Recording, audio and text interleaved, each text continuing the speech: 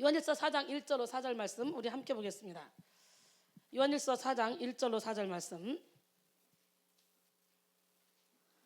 사랑하는 자들아 영을 다 믿지 말고 오직 영들이 하나님께 속하였나 분별하라. 많은 거짓 선자가 세상에 나왔습니다. 이로써 너희가 하나님의 영을 알지니 곧 예수 그리스도께서 육체로 오신 것을 시인하는 영마다 하나님께 속한 것이요 예수를 시인하지 아니하는 영마다 하나님께 속한 것이 아니니 이것이 곧 적그리스도의 영이니라. 오리라 한 말을 너희가 들었거니와 지금 벌써 세상에 있느니라. 자녀들아 너희는 하나님께 속하였고 또 그들을 이기었나니 이는 너희 안에 계시니가 세상에 있는 자보다 크심이라. 오늘 이 시간에 영적 전쟁 시리즈 사탄 승리를 위한 첫걸음 영분별이라는 제목으로 함께 은혜를 나눌 텐데요. 오늘 이 시간에 말씀을 듣다가 영분별이 팍 와서 여러분들이 영적인 세계에 열려서 막 할 때 사탄막에게 흔들리지 않는 그런 기적의 주인공들이 다 되길 원합니다. 많은 사람들이 한 번뿐인 그런 자신의 삶에 성공에 대해서 많은 관심을 가지고 있죠. 어떻게 하면 후회 없는 가치 있는 그런 삶을 살 수 있을까라는 고민을 누구나 합니다. 그래서 시중에는 성공에 관련된 그런 책들도 아주 많이 판매되고 있죠. 그중에 스티븐 코비의 성공하는 사람들의 7가지 습관이라는 이 책은 굉장히 베스트셀러가 됐어요. 이 책은 3S로 요약할 수 있는데 시간이 새어나가는 것을 막아라. Stop risks. 우선순위를 연구하라. Study priorities. 그 다음에 계획 세우기를 시작하라. Start planning. 그래서 이렇게 3S로 요약할 수 있는데 세상 사람들만 성공을 추구하는 것이 아니에요. 특히 크리스찬이라면 더할 나위 없이 하나님 안에서의 성공을 추구합니다. 즉 하나님 안에서 값진 인생을 사는 것, 하나님의 뜻을 온전히 이루며 사는 것에 대한 소망 등 영적인 성공과 승리를 위해 고민하죠. 여러분은 지금 영적 전쟁 시리즈 사탄 영분별이라는 제목으로 은혜를 받고 있습니다. 신앙생활이란 한마디로 영적 전쟁이라고 말할 수 있어요. 예수를 믿는 그 순간부터 너도 나도 할 것 없이 이미 전쟁에 들어갔지만 영적인 문둥병 환자들은 전쟁에 들어간 줄도 모르고 사탄의 노예가 돼서 살기 때문에 결국은 세상 사람과 조금도 다름없이 오히려 세상 사람보다 더 악하게 살 수 있다는 거죠. 그렇다면 신앙생활에서 성경을 위해서 반드시 우리가 치러야 될 이 영적 전쟁에서의 승리가 매우 중요하겠죠. 영적 전쟁에서 승리하지 못하면 우리는 결코 하나님의 뜻을 이루는 그런 하나님 안에서의 성공을 이루지 못할 것입니다. 근데 방금 말씀드린 3S, 시간이 새어나가는 것을 막아라. 우선순위를 연구하고 계획을 세우는 이 모든 테크닉에 앞서 우리가 가져야 될 가장 중요한 것이 있는데 바로 그것이 오늘 우리가 배우고자 하는 영분별이에요. 할렐루야. 로마서 12장 2절에 너희는 이 세대를 본받지 말고 오직 마음을 새롭게 함으로 변화를 받아 하나님의 선하시고 기뻐하시고 온전하신 뜻이 무엇인지 뭐 하라고 했어요? 분별하라고 했어요. 분별하도록 하라. 우리가 이 엄청난 영적 전쟁에서 완전한 승리를 거두기 위해서 겸비해야 될 가장 중요한 능력이 바로 영분별이에요. 영분별이 없으면 영적인 세계에 열리는 거 별로 여러분에게 유익하지 못해요. 왜? 분별 못하고 영적인 세계에 열려버리면 어둠에게 끌려가서 오히려 더 인생을 힘들게 험난하게 살아갈 수밖에 없죠. 그래도 잘못된 영에 한번 확 끌려간 사람은 사탄의 노예가 돼서 더 이상 거기서 빠져나올 힘이 없어요. 자기 힘으로는. 그래서 영적으로 깊이 들어간 사람들이 한번 시험에 들었다 그러면 그때부터는 진짜 거기서 그 사람을 건져낼 자가 없는 거예요. 왜? 자기보다 더 영권이 센 사람이 와서 건져내는데 영적으로 깊으면 깊을수록 우리는 섰다 생각할 때 넘어질까 조심해야 돼요. 기적의 하나님은 누구 하나님? 아멘? 예. 영분별을 하지 못한다면 우리의 모든 수고와 노력 그리고 열정에도 결국 하나님을 기쁘시게 하지 못할 뿐만 아니라 오히려 하나님의 뜻을 그르치는 그런 역사가 일어날 수 있기 때문이죠. 나는 정말 잘한다고 최선을 다해 달려가는데 가서 보니까 완전히 하나님과는 상관없는 일, 오히려 사탄의 도구가 되어 악한 열매를 맺는 그런 비참한 결론을 맞이할 수도 있는 거죠. 인생에서 속도보다 중요한 것은 방향입니다. 방향. 믿으십니까? 그렇기 때문에 방향을 설정을 처음에 잘해야 돼요. 하나님의 일도 내가 좋아서 하는 게 아니라 하나님한테 초점을 맞춰야 돼요. 그래서 우리는요 상대방을 사랑할 때 상대방의 입장에 서서 사랑을 해줘야 돼. 내 입장에 서서 사랑하는 게 아니라. 난 여러분이 초점을 맞추는 삶을 살기를 원해요. 우리가 하나님을 믿는 방법도 그래요. 초점을 맞춰야 돼. 하나님은 우리의 중심을 보기를 원해요. 우리의 중심, 우리가 어디에 있든지 무엇을 하든지 우리의 중심이 하나님께 향해 있으면 하나님은 그 제사를 받으시고 매일 예배 드린다고 시간 물질 노력을 투자해서 앉아서 몸부림쳐도 우리의 중심이 하나님을 떠나 있다면 하나님은 그 예배를 안 받으신다는 거예요. 내 주 예수 모신 그것이 그 어디나 하늘나라라는 그 고백이 여러분의 고백이 된다면 여러분은 365일 시간마다 분마다 초마다 항상 하나님 앞에서의 삶을 살 거예요. 우리는요 훈련을 받으면 열매를 맺어야 돼요. 하루 종일 자던 사람도 성령의 능력을 받으면 일찍 일어나 남편 밥 해주고 가정 돌보고 청소하고 막 그래야 가족들이 야 예수를 믿더니 달라졌구나 이러지. 예수를 믿는다고 와서 앉아있기는 있는데 매일 할렐루야는 하는데 삶에서는 열매가 없어, 변화가 없어. 어떤 가족이 도전을 받겠습니까? 여러분 어제나 오늘이나 영원토록 동일하신 그 주님 앞에 초점 좀 맞춰요. 초점 좀. 아무리 거대한 성공을 이루었다 할지라도 그 성공이 성령의 능력이 아닌 마귀의 힘으로 이룬 것이라면 그 인생은 실패한 거예요. 중세시대의 아퀴나스는 초대교회에는 은과 금은 없으나 나사렛 예수 그리스도의 능력이 있었다. 땅, 건물, 사람 즉 은과 금은 있으나 나사렛 예수 그리스도의 능력은 없어졌다 이렇게 말했습니다. 이렇게 초대교회는 예수 그리스도의 능력이 있었지만 오늘날은 그 능력이 없다는 거예요. 그러나 막 재물 가진 건 많다는, 은과 금은 많다는 거예요. 여러분 어떻습니까? 여러분에겐 지금 눈에 보이는 은과 금이 많이 있습니까?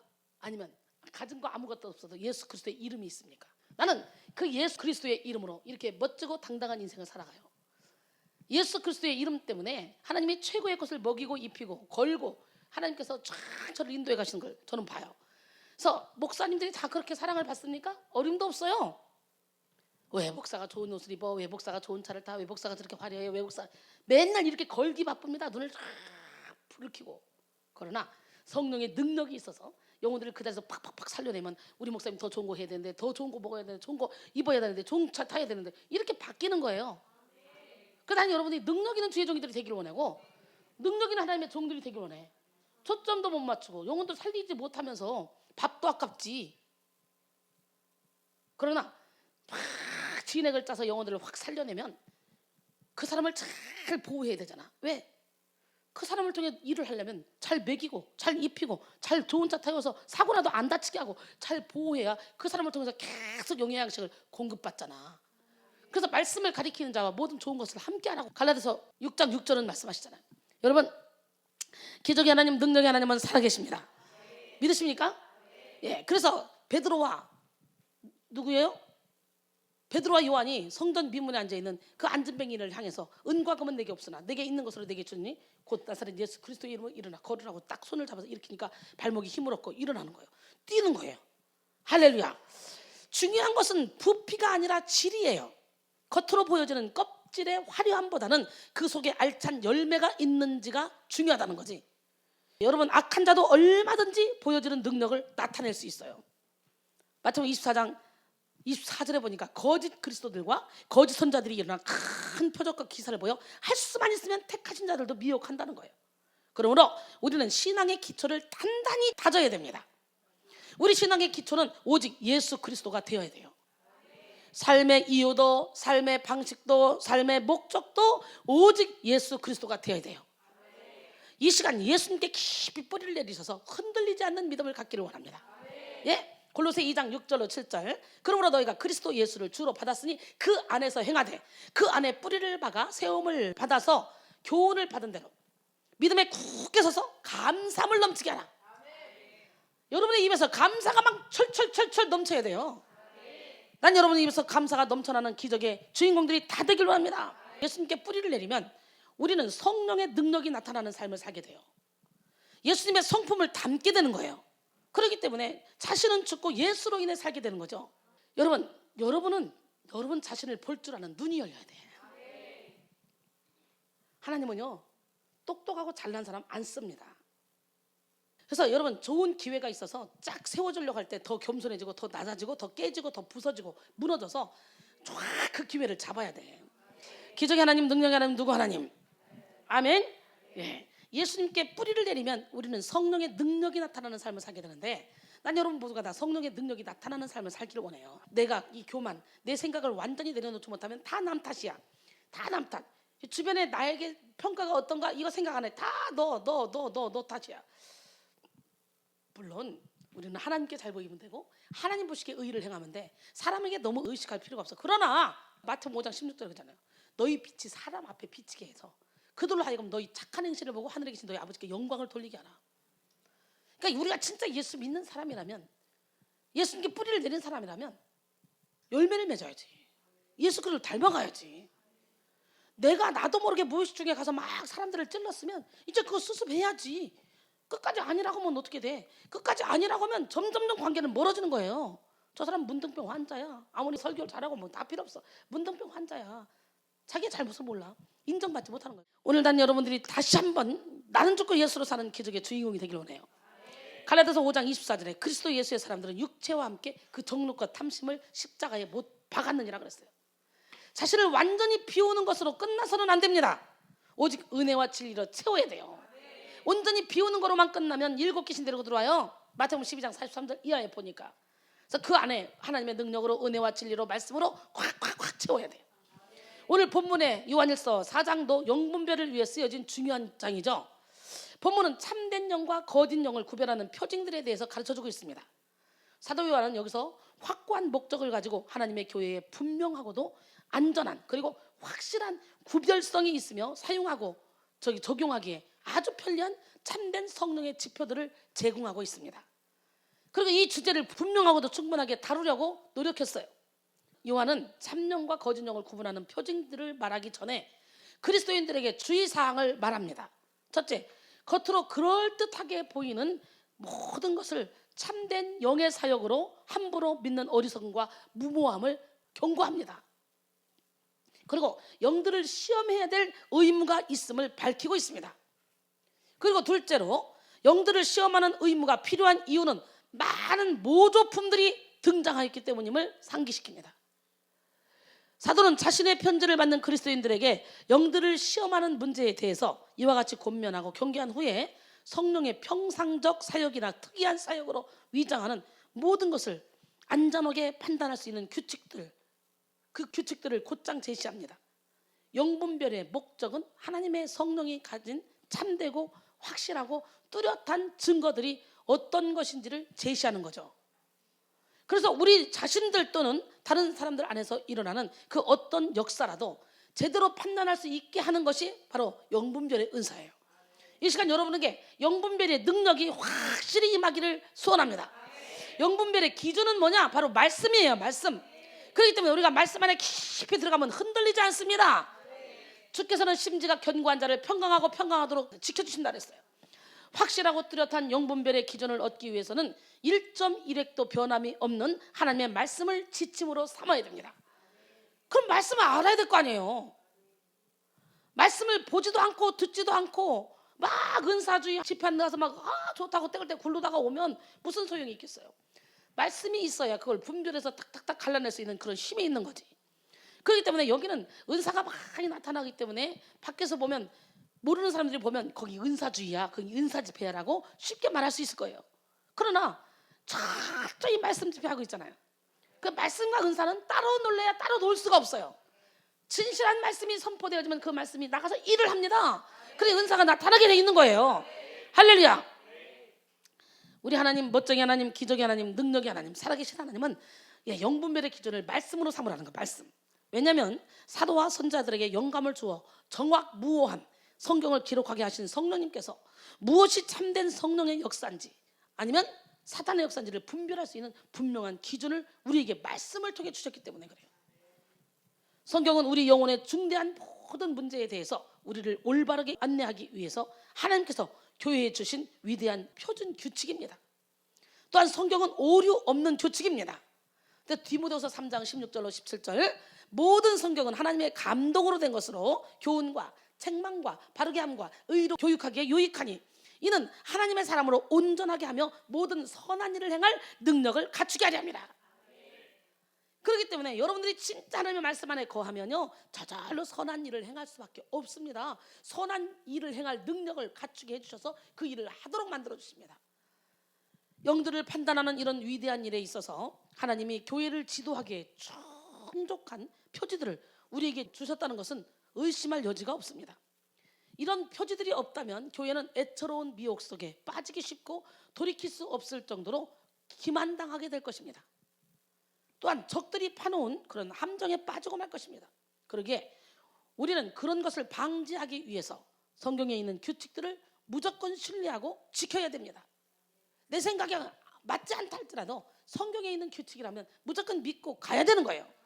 성령의 감동으로 쓰여진 이 성경은 이미 성령께서 자신의 영향력과 슬그머니 들어와 자신의 영향력이라고 사칭하는 모든 것을 구별할 수 있도록 좋은 규칙들을 우리에게 주셨을 것이기 때문이죠.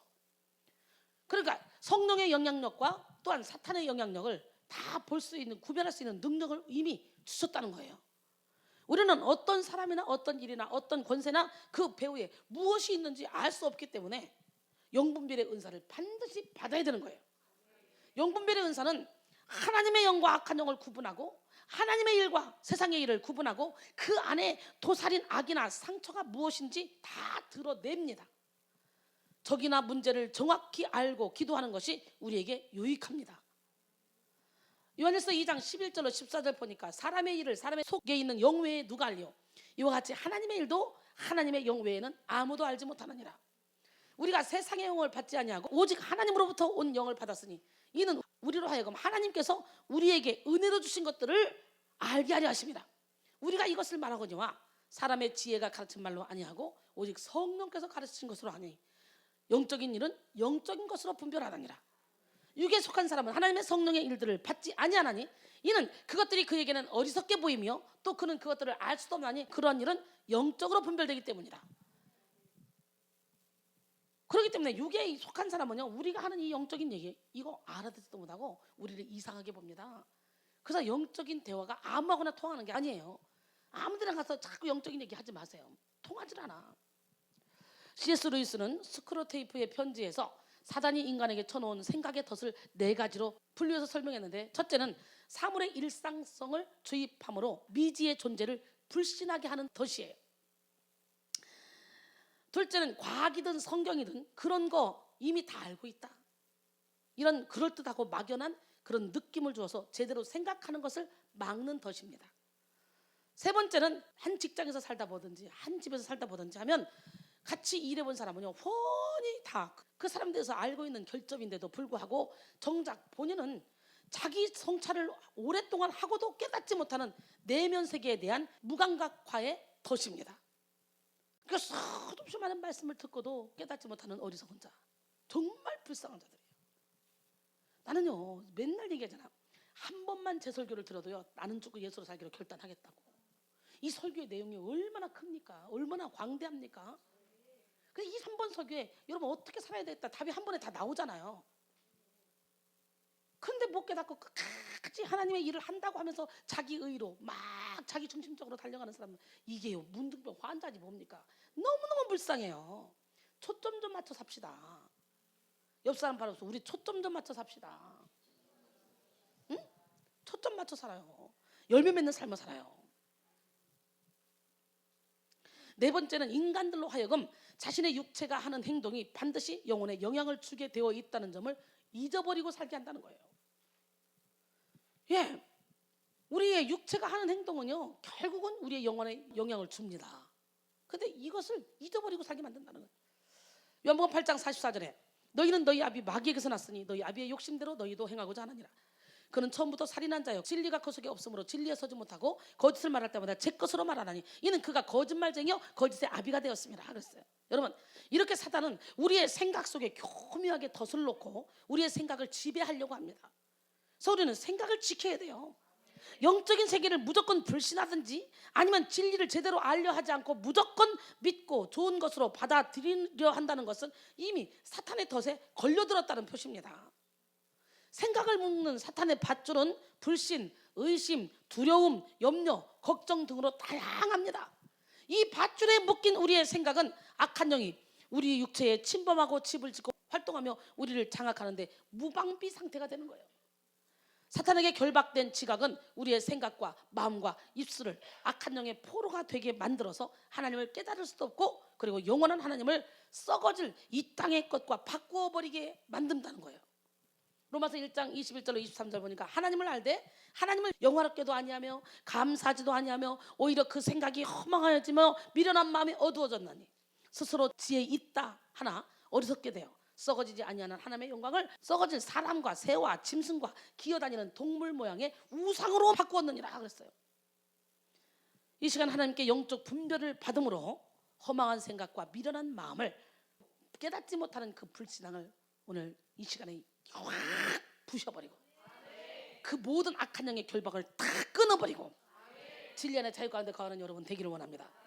이를 위해 사탄의 정체에 대해서 규명하고 광명의 천사로 다가오는 그런 사탄의 역사를 성령의 역사와 어떻게 구별할 수 있는지 알아보는 시간을 갖겠습니다. 그리고 영분별의 은사를 받기 위해 우리가 유의해야 될 그 점을 짚어보겠습니다. 우리가 예수님께 이미 받은 권세, 즉 마귀를 대적할 권세를 사용할 분별력과 능력을 개발하는 그런 시간이 되기를 소망합니다.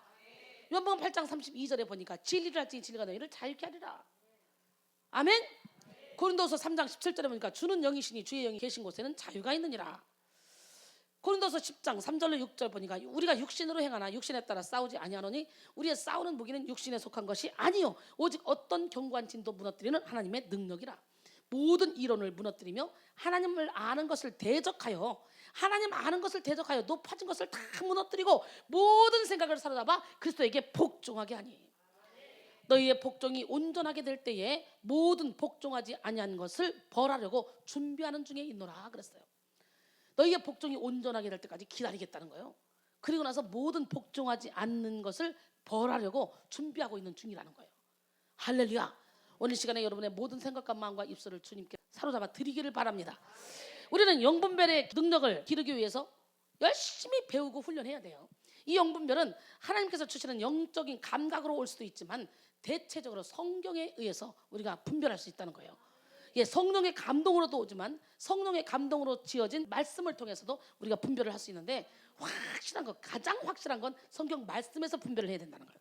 참 신기하죠. 제가 이 엄청난 영적인 세계 들으면서 하늘을 열고 닫는 그런 열쇠를 가지고 진짜 생각하는 대로 보는 대로 들리는 대로 막 그냥 성령의 인도함 받아 끌려다녔어요. 야, 지금 하늘에서 거미 내려옵니다. 거미 진짜 내려옵니다. 하늘이 벌어집니다. 아, 지금 그리스도의 향기가 나갑니다. 향기가 진짜 나갑니다. 막 이렇게 말하는 대로 마치 한 대 끈이 달린 것처럼 각종 은사를 막 끌어당겨서 성도들에게 팍 나눠줬어요. 이런 엄청난 활동을 하고 그리고 제가 체험했고 그리고 매일매일 저는 천국에 갔어요. 매일매일 설교 끝나고 잘라고 샤워하고 딱 누우면 벌써 내 몸이 이 기차처럼 어떨 때는 기차처럼 어떨 때는 새처럼 날아가요. 어떨 때는 터널을 지나가고 가는 방법이 다 달라 가는 곳이 다 달라. 근데 정말 행복했어요. 저는 그것이 평생 갈 줄 알았어요. 그러니까 옆에 있는 분들이 그래요. 신앙일지 쓰세요. 신앙일지 쓰세요. 이거 나중에 엄청난 자료가 됩니다. 신앙일지를 써보세요. 그런데 내가 나는 360일 매일 그러는데 신앙일지를 써서 뭐예요? 죽을 때까지 그럴 건데. 이렇게 생각했는데 이게 웬일입니까? 나의 등 뒤에서 나를 도우시는 주 평안히 길을 갈 땐 보이지 않아도 지치고 고나여 넘어질 때면 다가와 손 내미시네. 평안히 길을 갈 땐 보이지 않고 지치고 고나여 넘어질 때 다가와 손 내미시는데 안 계신가? 때때로 뒤돌아보면 여전히 계신 주. 우리가 영적인 세계 조차 때 우리에게 믿음을 심어주시기 위해서 확 보여주고 들려주고 막 하고 그 다음에는 어떻게 되냐? 이 안에서 하나님이 좌정하시고 그 보여주고 들려주고 그 경험을 통해서 우리가 확 주님을 믿게 한 다음에 주님이 여기서 주인 노릇을 하는 거예요. 여기서 주인 노릇을 하면 좌정을 하시면 하나님 나라는 먹고 마시는 것이 아니라 오직 성령 안에서 의와 평강과 희락이라고 로마서 14장 17절 그랬잖아요. 요 안에서 의와 평강과 희락이 임하면서 이제 보이고 들리는 게 그쳐버려요. 근데 뭐냐? 여러분 결혼하기 전에는 자꾸 몇 시에 만나자 어디서 보자 막 그러죠. 근데 결혼해서 한 식구가 되면 저녁 때 당연히 오는 거니까 몇 시에 만나 이런 거 할 필요가 없잖아요. 나하고 하나가 돼 있으니까. 이거 똑같은 거예요. 근데 때때로 우리가 지치고 피곤해서 넘어져. 힘들어. 그러면 하나님이 다시 보여주시고 다시 들려주시고 손을 잡아주셔요. 제가 지금도요 막 체력이 딸리고 기운이 없고 막 누가 속색이고 그러잖아요. 그러면요 여지없이 하나님께서 저에게 쫙 영꿈을 꾸게 하시고 영적으로 환상을 보여주시고 그다음 천국을 데려가시고 그러면서 다시 힘을 주시고 다시 힘을 주시고 그래요. 그렇기 때문에 막 보이다가 안 보인다. 그는 문제가 있는 것이 아니라 그 주님이 지금 나하고 하나가 되고 있다. 내 안에 탁 탁탁 들어와서 안주하고 계시다. 할렐루야. 그래서 사실은 삶에서 저절로 열매 맺는 것이 가장 중요한 거예요. 보인다 들린다는 사람들요 사단에게 끌려가지고 거짓 예언하고 이상한 짓 하고, 그래서 이 은사주의 막 신비주의로 다 빠져가지고 이 은사를 그냥 다 정통 교회에서 문을 닫아버리잖아요. 사이비로 다 빠져버리니까. 그래서 우리는요 진짜 말씀 안에서 영적인 분별력을 기르기 위해서 배우고 훈련해야 돼요. 성경에 보면 귀신들이 때때로 진리를 말하는 것을 볼 수 있어요. 귀신들도. 마가복음 1장 24절에 나사렛 예수요, 우리가 당신과 무슨 상관이 있나이까? 우리를 멸하러 왔나이까? 나는 당신이 누군 줄 아오니 하나님의 거룩한 자입니다. 신기하잖아요. 다 안다니까 귀신들도. 마가복음 5장 7절에 보니까 큰 소리로 부르짖어 이르되 지극히 높은 하나님의 아들 예수여, 나와 당신이 무슨 상관이 있나이까? 원하건대 하나님 앞에 맹세하고 나를 괴롭게 하지 마소서. 걸어서 귀신 들린 청년도. 뿐만 아니라 사탄은 자신의 종들을 통해서 종종 기적과 능력을 행해서 일시적인 도움을 막 베풀기도 합니다. 그래야 믿으니까. 그래서 데살로니가 후서 2장 9절로 14절 보니까 악한 자에 나타나면 사탄의 활동을 따라 모든 능력과 표적과 거짓 기적과 불의의 모든 속임으로 멸망한 자들에게 있으리니 그들이 진리의 사랑을 받지 아니하여 구원함을 받지 못함이라. 이러므로 하나님이 그들에게 미혹의 역사를 보내사 거짓 것을 믿게 하시면 진리를 믿지 않고 불의를 좋아하는 모든 자들로 하여금 심판을 받게 하려 하심이라. 주께서 사랑하시는 형제들아, 우리가 항상 너희에 관하여 마땅히 하나님께 감사할 것은 하나님이 처음부터 너희를 택하사 성령의 거룩하게 하심과 진리를 믿음으로 구원을 받게 하려 하심이니 이를 위하여 우리의 복음으로 너희를 부르사 우리 주 예수 그리스도의 영광을 얻게 하려 하심이니라 그랬어요. 할렐루야. 또 사탄도 성경 말씀을 인용하여 예수님을 시험했던 것을 우리는 잘 알고 있습니다. 사탄은 광명의 천사로 가장하며 성경 말씀을 손에 쥐고 뛰어난 설교가처럼 모든 병을 고치는 그런 치유사처럼 구하는 모든 은사를 주는 능력가처럼 나타날 수 있다는 거예요. 하지만 여전히 사탄의 목적은 죽이고 멸망시키려는 것뿐입니다. 처음에는 광명의 천사로 다가와서 꼬시지만 결국은 도둑질하고 죽이고 멸망시키러 온 거예요. 요한복음 10장 10절에 보니까 오늘날 사탄은요 온갖 방법을 동원해서 참과 거짓을 혼돈하게 만들어요. 그래서 이게 맞는 거야 저게 맞는 거야 혼동하게 만들어버려요. 거짓 교리와 사상, 그리고 세속적인 문화, 대중매체, 시대적인 유행, 온갖 형태의 신비주의 등을 통해서 혼란을 막 조장하고 있습니다. 우리는 이런 혼란의 시대에 하나님을 바르게 알고 그리고 하나님과 그의 나라에 대해 확신에 찬 지식인이 돼야 돼요. 여호와를 경외함이 지식의 근본이요 여호와를 경외함이 지혜의 근본이라 했어요. 모든 진리를 점검하는 잣대인 성경을 바로 알아야 된다는 거예요.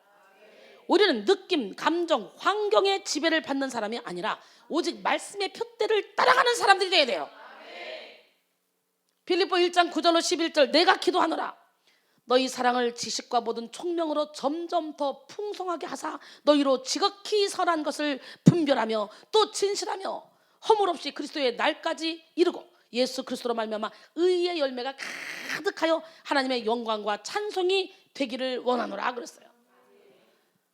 난 여러분 모두가 다 의의 열매가 가득하기를 소원합니다. 18세기 가장 영향력 있었던 조나단 에드워즈의 신학에 기초한 영분별법을 통해서 영분별에 대한 그런 가르침을 이 시간에 받아보려고 해요. 할렐루야. 성령의 역사라고 볼 수 있는 적극적인 증거 5가지가 있다 그래요. 어떤 영적 현상이나 어떤 성령 체험 혹은 어떤 성령 운동이 일어났을 때 우리는 그것이 진정한 성령의 역사라는 것을 어떻게 하면 분별해낼 수 있을까? 이것이 진정한 역사라는 것을 어떻게 하면 분별해낼 수 있을까? 우리가 생각해 봐야 돼요. 사탄이 절대로 흉내낼 수 없고 흉내 내려고도 하지 않는 하나님의 일들, 곧 성령님만이 만들어내실 수 있는 그 일들을 구별할 수 있는 5가지 증거에 대해서 나눠보겠습니다. 먼저 예수님에 대한 바른 신앙 고백. 여러분 예수님은 고별 설교를 통해서 보혜사 성령이 오시면 그가 자신에 대해서 말하는 것이 아니라 예수 그리스도에 대해서 증거하실 것이며 자기 영광이 아니라 예수님의 영광을 나타낼 것이라고 말씀하셨어요. 요한복음 15장 26절에 내가 아버지께로부터 너희에게 보낼 보혜사 곧 아버지께로부터 나오는 진리의 성령이 오실 때에 그가 나를 증언하실 것이요. 할렐루야. 요번 16장 12절로 14절 보니까 내가 아직도 너희에게 이를 것이 많으나 지금은 너희가 감당하지 못하리라. 그러나 진리의 성령이 오시면 그가 너희를 모든 진리 가운데로 인도하시리니 그가 스스로 말하지 않고 오직 들은 것을 말하며 장래 일을 너희에게 알리시리라. 그가 내 영광을 나타내려니 내 것을 가지고 너희에게 알리겠습니다. 할렐루야. 성령이 오시면 다 주님의 것을 가지고 주님의 영광을 나타내며 주님의 말씀, 주님이 말했던 거 생각나게 하고 기억나게 한다는 거예요. 아멘. 이와 같이 성령은 예수님을 알리기 위해서 오신 분이에요. 우리가 성령을 받으면 성령은 예수님에 대하여 바른 신앙 고백을 하게 되고 예수님을 사랑하게 하시며 그리고 예수님께 순종하게 만들어줍니다. 따라서 성령 충만은 곧 예수 충만이라고 할 수 있겠죠. 요한일서 4장 2절로 3절 이로써 너희가 하나님의 영을 알지니 곧 예수 그리스도께서 육체로 오신 것을 시인하는 영마다 하나님께 속하는 것이요 예수를 시인하지 아니하는 영마다 하나님께 속한 것이 아니니 이것이 곧 적 그리스도의 영이니라. 오리라 한 말을 너희가 들었거니와 지금 벌써 세상에 있느니라 그랬어요. 여러분 이미 적 그리스도의 영은 세상에 있고 이미 세상에 수많은 믿는 자들까지도 미혹하고 있습니다. 요한일서 4장 15절에 누구든지 예수를 하나님의 아들이라 시인하면 하나님이 그의 안에 거하시고 그도 하나님 안에 거하느니라 그랬어요. 사람들 사이에 역사하고 있는 영이 예수님이 하나님의 아들이신과 사람들의 구주이심을 선언하는 것이 진리임을 사람들의 마음에 더욱더 확신하게 하고 공고히 하는 것으로 나타난다면 그것은 그 영이 하나님의 성령이라는 것을 우리가 확실히 알 수 있죠. 확실한 증거입니다. 성령이 사람에게 오시면 그로 하여금 예수님을 주님이라고 우리의 주인이라고 믿게 만들어 주신다는 거예요. 고린도전서 12장 3절에 그러므로 내가 너희에게 알리노니 하나님의 영으로 말하는 자는 누구든지 예수를 저주할 자라 하지 아니하고 아멘. 또 성령으로 아니하고는 누구든지 예수를 주시라 할 수 없느니라 그랬어요. 빌립보 2장 9절로 11절 보니까 이러므로 하나님이 그를 지극히 높여 모든 이름 위에 뛰어난 이름을 주사 하늘에 있는 자들과 땅에 있는 자들과 땅 아래에 있는 자들로 모든 무릎을 예수의 이름에 꿇게 하시고 모든 입으로 예수 그리스도를 주라 시인하여 하나님 아버지께 영광을 돌리게 하시니라 그랬어요. 할렐루야. 예, 성령은 그리스도를 확고히 믿게 하고 그리고 그리스도에게로 인도합니다. 예수님이 하나님의 아들이신 것과 유일하신 구세주이신 것 그리고 우리는 예수님이 없으면 살 수 없음을 확고하게 하는 것이 바로 성령님의 사역입니다. 반대로 사탄이 역사할 때는 예수님을 낮추거나 가볍게 보게 만들죠. 예수님의 인성을 부인하든지 아니면 신성을 부인하게 만들어요. 예수님은 신성 100% 인성 100%이신 분이에요. 믿으십니까? 예수님이 육신의 옷을 입지 않았다고 하든지 아니면 우리들보다 좀 탁월한 선생이나 선지자 정도로만 알게 만들죠. 사단은 특히 인류를 구원하시기 위해 오신 주님에 대해 적의를 가지고 있어요. 그것은 그리스도와 구속에 대하여 몹시 혐오하고 있기 때문이죠. 마귀는 또한 대단히 기이한 현상이나 체험을 줘서 그것에만 우리가 집중하게 만들어요. 그래서 처음에 은사가 확 열리면 기이한 현상들이 막 일어나잖아. 그러면 그게 너무 좋으니까 막 집중해서 막 가다 보면 결국 나중에 사탄의 영이고 뭔가 성령의 역사가 있을 것 같은데 교회 안에서 그런 역사가 일어나지 않아. 그러니까 어떻게 해요? 성령의 역사가 일어난다는 그런 교회로 막 가는 거예요. 그것이 신사도 운동으로부터 비롯되는 죄들이 살아나는 역사인지 귀신의 역사인지 분별도 못하고 가서 자기들도 그 몸으로 막 체험하는 거예요. 그러니까 몸으로 체험하니까 너무 좋은 거예요. 행복한 거예요. 그러니까 어떻게 해요? 그냥 다른 목사님들 끌고 가서 그냥 확 빠져버리는 거예요. 그래서 그 복음을 가지고 와서 그냥 막 자기네 교회 가서 뿌려버리는 거예요. 그래서 한동안 빈야드예요. 얼마나 많은 목사님들이 비행기 타고 가가지고 토론토 블레싱 가서 거기서 능력받아 와가지고 여기서 막 쓰러뜨리는 사역부터 시작해 다 그런 사역을 했습니까?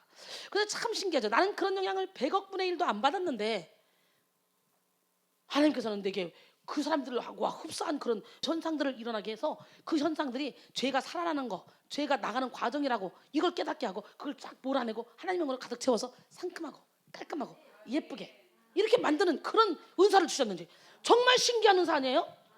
이건 놀라운 일이에요. 처음에 오면 막 꿈틀거리고 막 이상한 소리 내고 막 와 무서워요. 이론만 하는 거 필요 없어요. 실제로 몸에서 그런 모든 어둠의 영들을 몰아내고 하나님의 영으로 꽉 채워서 상큼해져야지. 우리는 처음 보면 막 꿈틀거리고 막 쓰러지고 자빠지고 떨 때 굴르고 그러면 야, 저 사람 성령 충만 받았다. 야, 저 사람 정말 막 그러고 부러울 때가 있었죠. 근데 그게 물론 성령 충만 받아서 그런 거예요. 그 속에 어둠이 나가는 과정이야. 나가는 과정. 계속 그러고 있으면 안 되는 거예요. 깔끔해져야 돼요. 그래서 그냥 가만히 있어도 주님과 교통하고 묵상으로 기도해도 주님과 교통하고 하나님의 영은 거룩한 영, 인격의 하나님이시고 아름다운 영이지. 여러분 모두가 다 영분별의 은사를 갖기를 소원합니다. 아멘. 기적의 하나님은 누구 하나님? 예수님이 육신을 입지 않았다고 하든지 아니면 우리보다 탁월한 선생이라고 이렇게 믿게 만든다는 거죠. 여러분, 이 사탄은 기이한 현상, 기이한 체험을 우리에게 허락해서 거기에만 집중하게 만들어. 그래서 이제 거기 체험이 딱 되잖아요. 그러면 어떤 역사가 일어나? 주의 종의 말 듣지도 않아요. 너만 봐, 나도 보지. 너만 알아, 나도 알지. 그러면서 미리암처럼 아론처럼 모세를 막 대적하게 되죠. 결국은 대적하니까 미리암이 문둥병이 생겨버리잖아요. 두 손 두 발 다 들어버리잖아요. 그래서 우리에게 영적인 안내자가 있다. 이거 너무너무 좋은 거예요. 무의식을 묶고 있는 그 어둠의 영까지도 우리는 다 깨트려보고 알고 있잖아. 근데 여기서 그렇게 훈련을 받고도 왜 못 죽냐? 옆 사람 말하고 그래도 왜 못 죽냐? 나는 그래도 못 죽는 이유를 참 모르겠어요. 어떻게 하면 안 죽어질 수가 있을까? 어떻게 하면 그렇게 자존심을 부릴 수가 있을까? 어떻게 하면 그렇게 상대방이 지금 뭘 물어보려고 하는데 그걸 못 깨달을까? 어디로 찔러도 튀지 말아야 되고 어디로 찔러도 핑계를 대지 말아야 돼. 수도 없이 얘기하잖아. 무의식에서 나도 모르게 나간다고. 근데 뭔 핑계를 그렇게 대냐고. 억울해 죽는 거야. 여러분, 만약에 내가 애매하게 고난을 당한다. 그렇다면 주님을 생각함으로 슬픔을 참으면 이런 아름답대요. 의를 위해 핍박받는 자는 하늘의 상급이 크대요. 내가 억울하게 고난을 당한다 싶으면 걱정할 게 없어요. 하늘의 상급이 쫙쫙쫙 쌓아져요. 뭘 걱정해? 근데 그런 거 관계없는 거야. 하나님의 말씀하고 전혀 관계없는 거야. 그냥 자기 자존심만 지키고 싶은 거야. 그러니까 변명해야 되는 거야. 그건 뭐야? 마귀의 속성이지. 예수님에 대해서 관심을 기울이지 않게 만듭니다. 이 사단은요. 무엇인가 대단한 능력을 받은 것처럼 보이더라도 자기 무용담만 자랑한다면 그건 성령의 역사라고 볼 수 없습니다. 또한 예수님을 높이거나 경배하지 않는다면 그것은 성령의 참된 역사라고 할 수 없습니다. 성령의 역사가 일어나면 반드시 우리로 하여금 예수님을 높이게 하고 그리고 사랑하게 하기 때문이죠. 성령은 자기 의나 공적이나 혹은 신앙 체험을 자랑하는 것이 아니라 예수님의 보혈을 높이게 하고 십자가만을 자랑하게 만듭니다. 그래서 갈라디아서 6장 14절에 그러나 내게는 우리 주 예수 그리스도의 십자가 외에는 결코 자랑할 것이 없으니 그리스도로 말미암아 세상이 나를 대하여 십자가에 못 박히고 내가 또한 세상에 대하여 그러하니라. 아멘. 잠언 4장 8절로 9절 그를 높이라 그리하면 그가 너희를 높이 들리라. 만일 그를 품으면 그가 너를 영화롭게 하리라. 그가 아름다운 관을 너의 머리에 두겠고 영화로운 멸관을 내게 주리라 하셨느니라. 아멘. 그 다음에 적극적인 증거 두 번째, 죄에 대한 각성과 회개. 사도 요한은요 4절 5절에서 참된 영과 거짓 영에 의해서 영향을 받는 사람을 대조시키고 있습니다. 그래서요 오늘 본문 4절부터 5절까지 보니까 자녀들아 너희는 하나님께 속하였고 또 그들을 이겼나니 이는 너희 안에 계시니가 세상에 있는 자보다 크심이라. 그들은 세상에 속한 거로 세상에 속한 말을 하매 세상이 그들의 말을 듣느니라. 세상 사람과 하나님의 사람은 이렇게 다르다는 거예요. 할렐루야. 한편의 사람들은 하나님께 속해서 세상의 영을 이기고 다른 쪽의 사람들은 세상에 속하여 세상의 것들을 말하면서 세상의 것에 취미를 붙인다는 거예요. 이 세상 속에 사는 세상에 속한 것들, 즉 죄의 욕심에 속한 모든 것, 인간의 모든 타락한 일과 유욕을 포함한 모든 것, 그리고 그들의 욕망을 만족시켜주는 그런 모든 행동들과 대상들의 관심을 기울이고 사랑합니다. 요한일서 2장 15절로 16절 이 세상이나 세상에 있는 것들을 사랑하지 말라. 누구든지 세상을 사랑하면 아버지의 사랑이 그 안에 있지 아니하니 이는 세상에 있는 모든 것이 육신의 정욕과 안목의 정욕과 이생의 자랑이니 다 아버지께로부터 온 것이 아니오 세상으로부터 온 것이라. 이 세상도 그 정욕도 지나가되 오직 하나님의 말씀을 행하는 자는 영원토록 거하리라. 17절은 그렇게 말씀하시죠. 기적의 하나님 능력의 하나님 앞에 오늘 완전히 사로잡히기 위해서 오늘 철저히 나를 내려놓읍시다. 나는 죽고 예수로 사는 삶을 삽시다. 성령이 임하시면요, 사람들 하여금 이 세상의 쾌락들과 이익들과 명예들을 추구하던 모든 것에서부터 떠나도록 인도하십니다.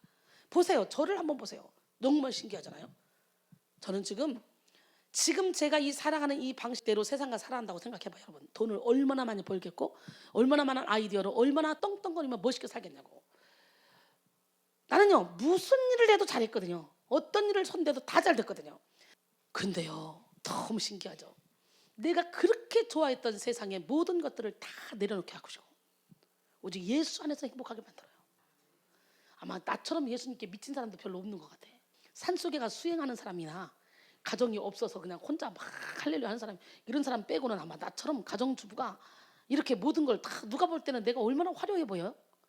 막 세상 연락을 취하는 것 같고, 막 세상 욕심이 많은 것 같고, 막 그런 것 같지 않아요? 그런데 24시간 저의 삶을 지켜보란 말이지. 설교 준비하고 설교하고, 설교 준비하고 설교하고, 설교 준비하고 설교하고, 기도해줘. 이게 내 삶에 다인데 살이 떨려가지고 더더더더더 해가지고 쓰러지고, 더더더 내 몸도 주체를 못하고 이러고 돌아다니면서도 용을 쏟아가지고 사람들을 살리는 일을 하고 있잖아. 그러다가 요즘 생각해봐. 야, 요즘에 내가 자는 게 아니라 뻗는 거예요. 체력이 딸려서 그냥 널브러지는 거예요.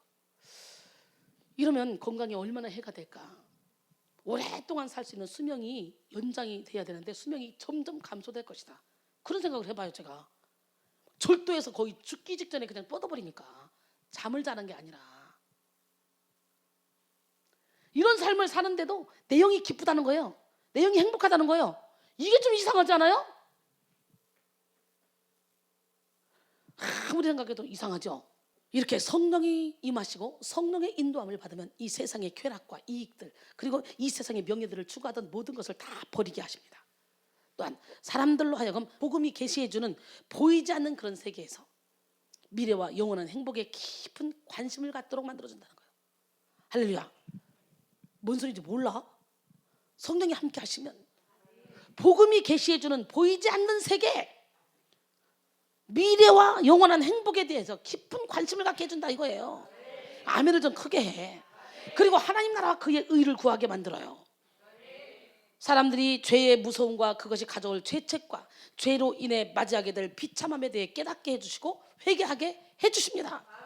로마서 8장 26절로 27절, 이와 같이 성령도 우리의 연약함을 도우시라니 우리가 마땅히 기도할 바를 알지 못하나 오직 성령이 말할 수 없는 탄식으로 우리를 위해 친히 간구하시느니라. 마음을 살피시는 이가 성령의 생각을 하시나니 이는 성령이 하나님의 뜻대로 성도를 위하여 간구하심이라 하겠어요.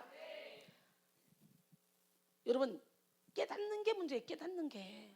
난 이렇게 몇몇 분을 보면서 좀 깨닫고, 내가 이렇게 매일 360일 설교하는데 설교할 때 원장님이 저런 식으로 설교하는구나, 저렇구나, 도전을 한번 받아보고 나도 저렇게 한번 해볼까. 그래서 뭔가 좀 이게 신학하는 사람들, 그런 사람들은 좀 막 적극적으로 매달려서 시간만 있으면 나 옆에 와서 언제든지 원장님 나 한번 해볼게요. 그런데 시켜요. 훈련 시켜줘요. 이렇게 해서 뭔가 막 자기 인생을 좀 멋있게 발전 있게 끌고 나갔으면 좋겠는데 그걸 못하고 있는 거 보면 참으로 안타깝습니다. 사탄은요, 사람들 하여금 죄를 깨닫게 하고 양심을 깨우는 일에 그렇게 많이 힘쓰진 않아요. 양심을 무디게 만들어놔야지 마음껏 자기가 도구로 사용할 수 있으니까.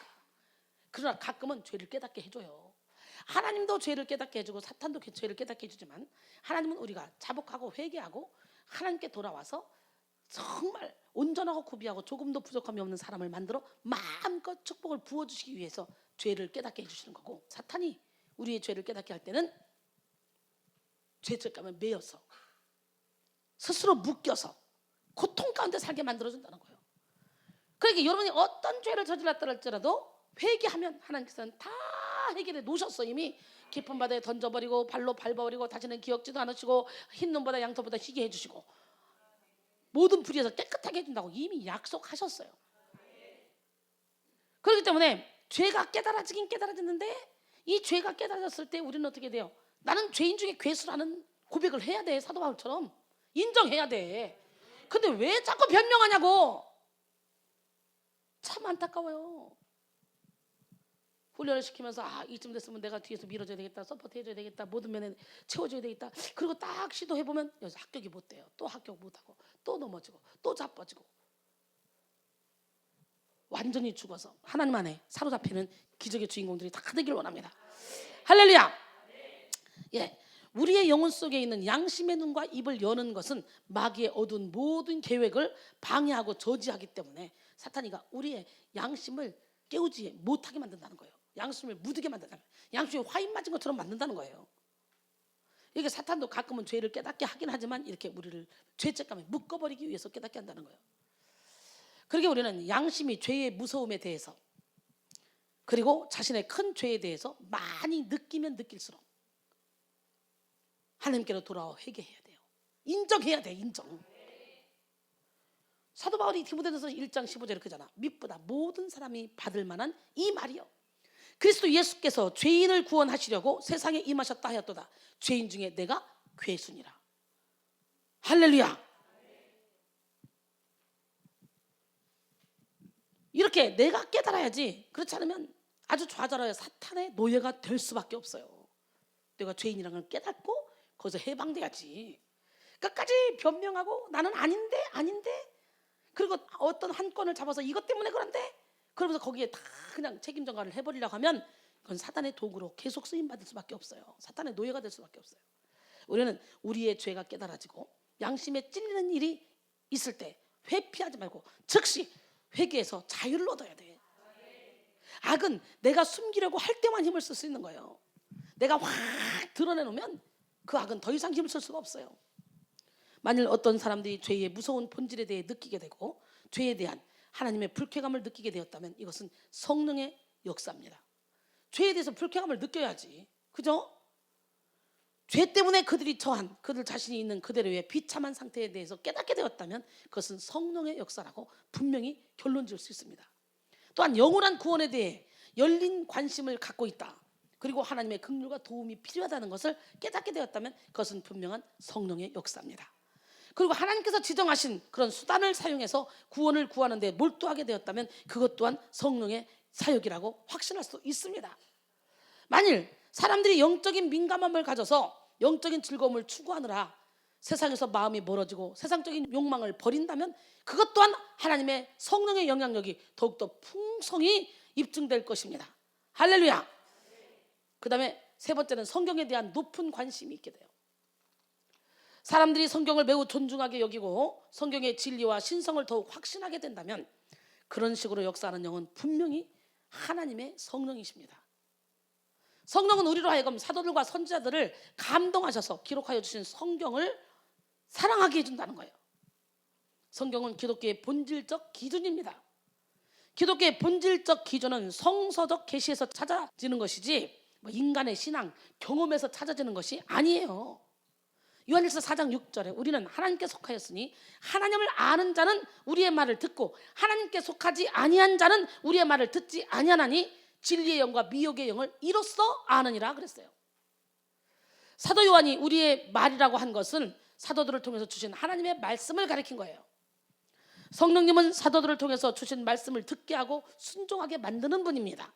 성령님은 오늘날 사도들을 통해서 기록해 주신 말씀을 사랑하고 부지런히 공부하게 만듭니다. 그래서 야고보서 1장 22절에 너희는 말씀을 행하는 자가 되고 듣기만 하여 자신을 속이는 자가 되지 말라.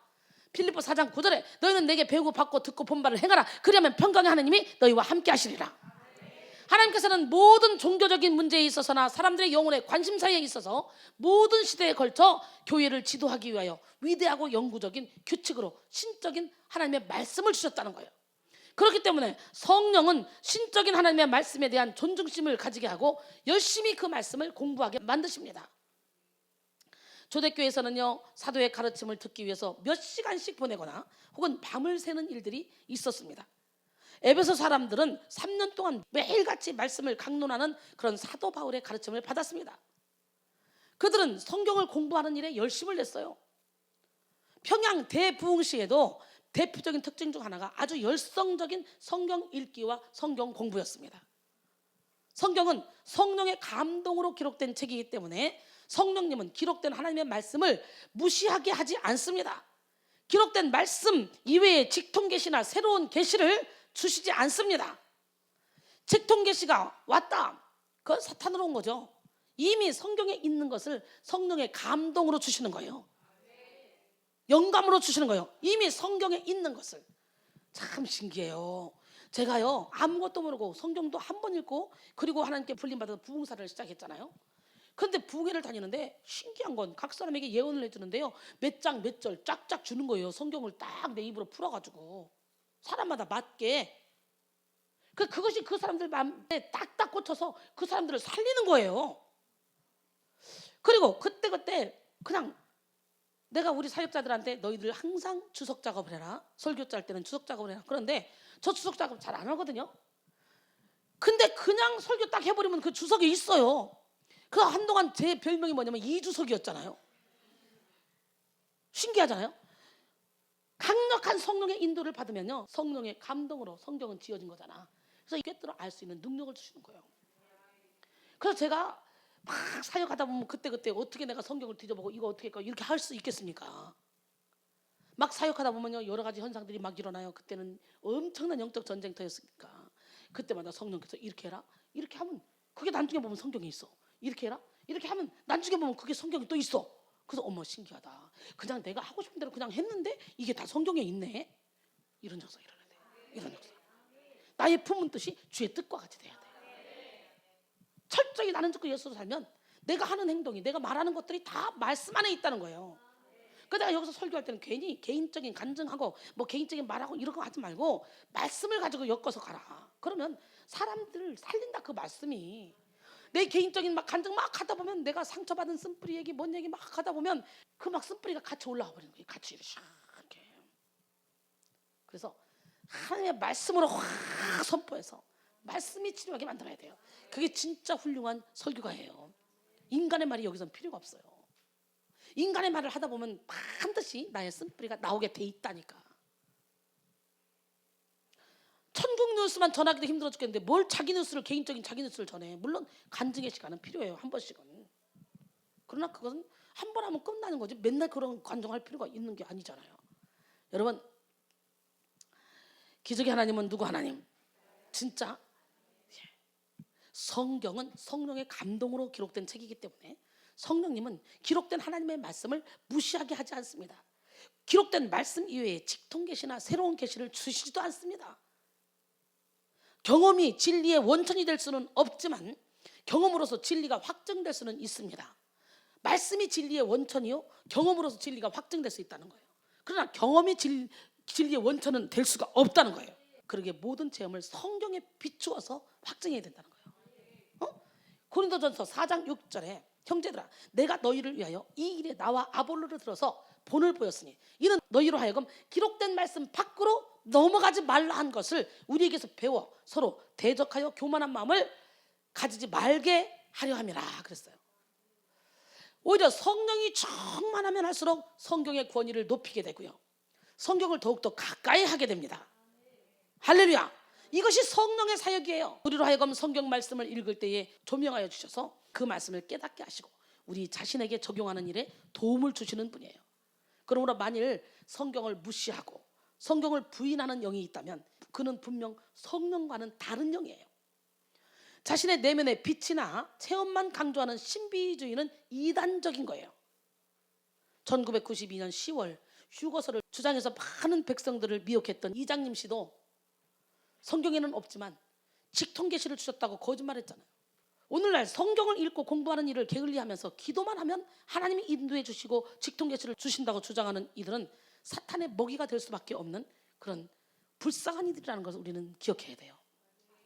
근데요, 워낙 성도들이 샤머니즘 신앙을 좋아하기 때문에 이상한 예언하고 이상한 짓 하고 그러도 아니면 샥 몰려다닌다는 거예요. 나는 처음부터 철저히 성령에 입각한 예언을 했어요. 그래서요 사람들이 나보고 뭐라 했냐면 쪽집게라 그랬어요. 너무 정확하게 그 사람에게 딱딱딱 맞아. 아무 생각 없이 그냥 던지는데 그게 그 사람의 환경과 그 사람의 상황에 딱딱딱 맞게 해주는 거예요. 그러니까 내 앞에 사람들이 못 오겠다는 거 무서워서 속을 팍 깨뜨려보는 게 느껴져서. 그런데 말씀으로만 예언을 했는데도 불구하고 한날 말씀으로 쫙 예언을 하니까 그 다음날요 헌금이 한없이 오는 거예요. 그때 우리 하나님이 뭐라고 말하냐, 쟤들은 지금 헌금하러 온 게 아니라 복채 내러 왔다. 예언하지 마라. 그래서 말씀으로 예언하는 것까지도 하나님이 규제시키시더라고. 그래서 그때부터 안 합니다. 그리고 뭐로 합니까? 그때 하나님이 써야 될 종들에게 하나님이 꼭 필요할 때 그때 말씀으로 예언 한마디씩 해주지 거의 안 해요. 왜? 예언의 말씀이 이미 여기 다 있거든요. 이걸 깨닫게 해주는 것이 여러분들에게 예언하도록 만들어주는 거예요. 이 말씀을 깨닫게 해주는 게 예언하는 자를 쳐서 예언하는 그런 은혜를 하나님이 저에게 주셨어요. 근데 실제적으로 막 예언할 때 막 미국에서도 캐나다에서도 어디서도 막 몰려다니더라고 사람들이. 근데 말씀으로만 막 하니까 안 몰려오더라고. 그만큼 세상에는 쭉정이가 수도 없이 많다는 거예요.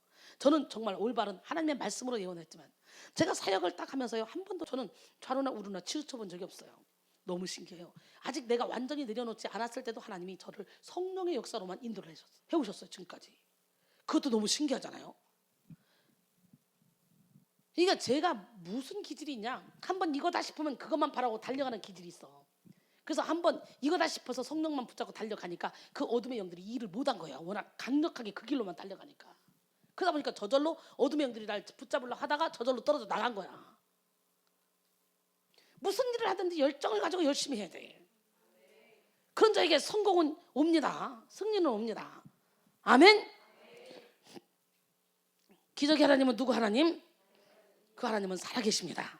여러분, 마귀는요 성경의 빛에 의하여 그의 어둠의 나라가 전복된다는 것을 알고 있습니다. 예, 성령의 빛만 딱 있으면, 성경에 하나님의 말씀의 빛이 확 성도들에게 비춰지면 어둠의 나라가 전복돼. 전에 율법을 깨닫지 못했을 때는 내가 살았으나 계명의 이름에 죄는 살아나고 난 죽었다 그랬잖아요. 말씀의 빛이 싹 여러분에게 들어가면 죄가 확 살아나는 거예요. 그렇기 때문에 자신이 찔리고 정복당하는 것도 그 말씀이라는 것을 마귀는 너무 잘 알아. 그래서 그 거룩한 책 성경에 대해서 언제나 치명적인 악의와 증오를 보여왔습니다. 필요에 따라 성경을 가감하는 거예요. 말씀을. 마귀도 때로는 하나님의 말씀을 인용한다니까. 에베소 6장 17절에 구원의 투구와 성령의 검 곧 하나님의 말씀을 가지라 그랬어요. 나는 오늘 시간에 여러분 성령의 검 하나님의 말씀을 가지시기 원합니다. 이 말씀만 막 여기서 막 딸딸딸 외우면서 이걸 다 여기에 가지고 있어봐요. 말씀 저장 창고에. 그러면요 누구하고 대화를 하든지 말빨이 안 떨어져요. 성령께서 할 말을 다 가르쳐줘 버려요. 그래서 어디 가서 뭔 말 할 때 여기서 내 말이 아니라 막 성령께서 그때 상황에 맞는 말을 막 꼬집어 내준다는 거지. 그럴 때 여러분은 능력 있는 주의 종이 되는 거예요. 나는 평신도인데 나는 뭔데 그런 관계없어요. 저도 평신도 집사로 하나님께 부름받아서 이렇게 멋지게 쓰임받아가 여기까지 온 거예요. 걱정 없어요. 여러분들이 열심히 훈련받는 이유는 하나님이 여러분을 사용하려고 훈련시키는 거지 헛시간 낭비하려고 여기다 훈련시키는 건 아니에요. 마귀는 성령의 빛을 꺼버리기 위해서, 그리고 사람들을 그 빛으로부터 멀어지게 하기 위해서 그의 힘으로 할 수 있는 모든 것을 행해왔습니다. 그리고 행하고 있습니다. 앞으로도 행할 것입니다. 그래서 성령 충만은 반드시 우리가 받아야 되는 거예요. 성령 충만은 성경 충만이에요. 성경 말씀으로 우리 마음에 가득히 채울 때에 우리는 아주 건전한 성령의 은혜와 역사를 체험할 수 있습니다. 그 다음에 적극적 증거 네 번째, 건전한 교리와 신앙. 우리는 진리나 교리라는 말을 별로 좋아하지 않는 시대에 살고 있죠. 교리는 메마른 뼈다귀와 같아서 교리 공부를 많이 하면 은혜가 떨어진다는 그런 말을 많이 합니다. 그래서 오늘날 찬양 집회나 기도 집회는요 사람들이 많이 모여요. 근데 성경의 기본 진리들을 학습하는 일은 별로 좋아하지 않아요. 그러니까 어떻게 이단들이 막 성경 가리킨다고 교회에서 그런 걸 잘 안 하니까 성경을 갈망하는 그런 자들을 꼬여서 막 모으잖아요. 사람들을 슉 가잖아요. 잘못된 이론으로. 우리가 교회 부흥의 역사를 잘 살펴보면 성령의 역사가 가장 활발하게 나타났던 그런 시기에는 성경의 주요 진리, 기독교의 중요 진리에 대해 아주 강렬한 관심과 신앙 고백들이 생겨났다는 것을 확인할 수 있습니다. 성경을 보면 성령은 곧 진리의 영이시기 때문에 참된 신자로 하여금 성경에 기록된 주요 진리들에 대해서 관심을 가지게 만듭니다. 만약 우리가 사람들 사이에 역사하는 영의 작용 방식을 관찰하는 가운데 그 영이 진리의 영으로 작용하는 것을 본다면 그 영이 바르고 참된 영이라고 안심하고 판단할 수 있습니다. 즉 사람들을 진리로 인도하고 그리고 진실인 것에 대하여 확신을 주는 것을 본다면 우리는 그 영이 바르고 참된 영이라고 안심하고 판단할 수 있습니다. 예를 들어 역사하고 있는 영이 사람들로 하여금 하나님께서 살아계심과 그분이 위대하신 하나님이요 죄를 미워하고 싫어하시는 하나님이라는 그런 사실을 평소보다 더욱더 민감하게 깨닫게 해준다면 그것은 반드시 성령의 사역입니다. 또 사람들 하여금 자신이 반드시 죽는다는 것과 인생은 짧으며 대단히 불확실하다는 것을 깨닫게 해준다면 그것은 성령의 역사입니다. 한마디로 인생은 나그네 길이라는 걸 깨닫고 기름 준비하게 한다면 그것은 성령의 역사예요. 그리고 다른 세상이 있다는 것과 그들이 영원히 죽지 않을 그런 영혼을 가지고 있다는 사실을 확실히 느끼게 해준다면 그것 또한 성령의 사역입니다. 그리고 사람에게는 타고난 원죄와 스스로 짓는 자범죄가 매우 많다는 것을 깨닫게 해준다면 그것 또한 성령의 사역입니다. 또한 건전한 교리에 일치하는 다른 진리들을 확신케 해준다면 그 영은 진리의 영입니다. 여러분, 성령은 사물들에 있는 그대로의 참된 실제를 나타내 보여주며 빛 가운데로 인도해 줍니다. 에베소 5장 13절에 보니까 그러나 책망을 받는 모든 것은 빛으로 말미암아 드러나나니 드러나는 것마다 빛이니라 그랬어요. 그런데 만일 어떤 운동이 우리로 하여금 기독교의 기본 진리들을 무시하게 만들고 기본적으로 교리와 신학에 대한 거부감을 조장한다면 그것은 성령의 역사라고 보기 힘들죠. 사탄은 거짓의 아비이기 때문에 참말을 하지 못합니다. 요한복음 8장 44절에 너희는 너희 아비 마귀에게서 났으니 너희 아비의 욕심대로 너희도 행하고자 하느니라. 그는 처음부터 살인한 자요 진리가 그 속에 없으므로 진리에 서지 못하고 거짓을 말할 때마다 제 것으로 말하니 이는 그가 거짓말쟁이요 거짓의 아비가 되었습니다. 그랬어요. 그래서 마귀는 사람들로 하여금 화끈한 그런 체험만 추구하게 하고 진리에 대해서 무시하거나 무지하게 만듭니다. 그러나 성령의 역사가 나타나면 성령님은 우리의 머리는 차갑게 하고 그래서 진리를 더 알게 하고 우리의 가슴은 뜨겁게 해서 하나님을 체험하게 만드는 분이에요. 그렇기 때문에 하나님을 뜨겁게 체험하는데 머리가 차가워서 하나님께 걸러진 이성을 가지고 논리를 가지고 하나님의 논리를 가지고 성경에 비추어서 이것이 성령의 역사인가 악령의 역사인가 분별할 수 있게 해준다는 거죠. 그래서 우리는 하나님을 체험해야 돼요. 에베소 1장 17절로 19절 보니까 우리 주 예수 그리스도의 하나님 영광의 아버지께서 지혜와 계시의 영을 너희에게 주사 하나님을 알게 하시며 또 너희 마음의 눈을 밝히사 그의 부르심의 소망이 무엇이며 성도 안에서 그 기업의 영광의 풍성함이 무엇이며 그 힘의 위력으로 역사하심을 따라 믿는 우리에게 베푸신 능력의 지극히 크심의 어떠한 것을 너희로 알게 하시기를 구하노라. 나는 오늘 시간에 여러분에게 지혜와 계시의 영이 임하기를 원합니다. 그 지혜와 계시의 영이 누굽니까? 바로 성령 하나님이에요. 성령 하나님이 우리 안에 오시면요 하나님이 우리에게 예비하신 모든 걸 알게 해주셔요. 고린도전서 2장 9절로 10절 보니까 기록된 바 하나님이 자기를 사랑한 자들을 위하여 예비하신 모든 것은 눈으로 보지 못하고 귀로 듣지도 못하고 사람의 마음으로도 생각하지 못하였던 것 같으니라. 오직 하나님이 성령으로 이것을 우리에게 보이셨으니 성령은 모든 것 곧 하나님의 깊은 것까지도 통달하시느니라. 할렐루야. 예, 적극적 증거 다섯 번째 하나님과 사람에 대한 사랑입니다. 사람들 사이에 역사하고 있는 영이 하나님과 사람에 대한 사랑의 영으로 역사한다면 그것은 그 영이 하나님의 성령이라고 분명히 알 수가 있는 거죠. 요한 사도는요 요한일서 4장 7절에서 21절까지 사랑에 대해서 말씀하고 있어요. 사도는 누가 참된 영을 가졌는지 확인할 수 있는 가장 중요한 표지로서 사랑을 제시하고 있어요. 사도는 사랑이 마치 그 속에 성령의 참된 본질을 가지고 있는 것처럼 그렇게 말하고 있어요. 그래서요 예수님은 사랑이시잖아요. 사랑으로 이 땅에 오셨잖아요. 여러분 안에 사랑이 없으면요 울리는 꽹과리입니다. 요한일서 4장 12절로 13절 보니까 어느 때나 하나님을 본 사람이 없으되 만일 우리가 서로 사랑하면 하나님이 우리 안에 거하시고 그의 사랑이 우리 안에 온전히 이루어지느니라. 그의 성령을 우리에게 주심으로 우리가 그 안에 거하고 그가 우리 안에 거하시는 줄을 아느니라 그랬어요. 요한일서 4장 16절에 하나님은 우리를 사랑하시는 사랑을 우리가 알고 믿었느니 하나님은 사랑이시라. 사랑 안에 거하는 자는 하나님 안에 거하고 하나님도 그 안에 거하시느니라. 그래서 여러분이 진짜 사랑을 하고 있고 그 사랑으로 모든 사람을 사랑하고 있다면 성령의 역사라는 거지. 물론 육적인 사람, 성령하고 전혀 관계없는 사람도요 지가 좋아하고 사랑하는 사람은 사랑합니다. 진심으로. 그러나 그 사람들에게 사랑은 한계가 있어요.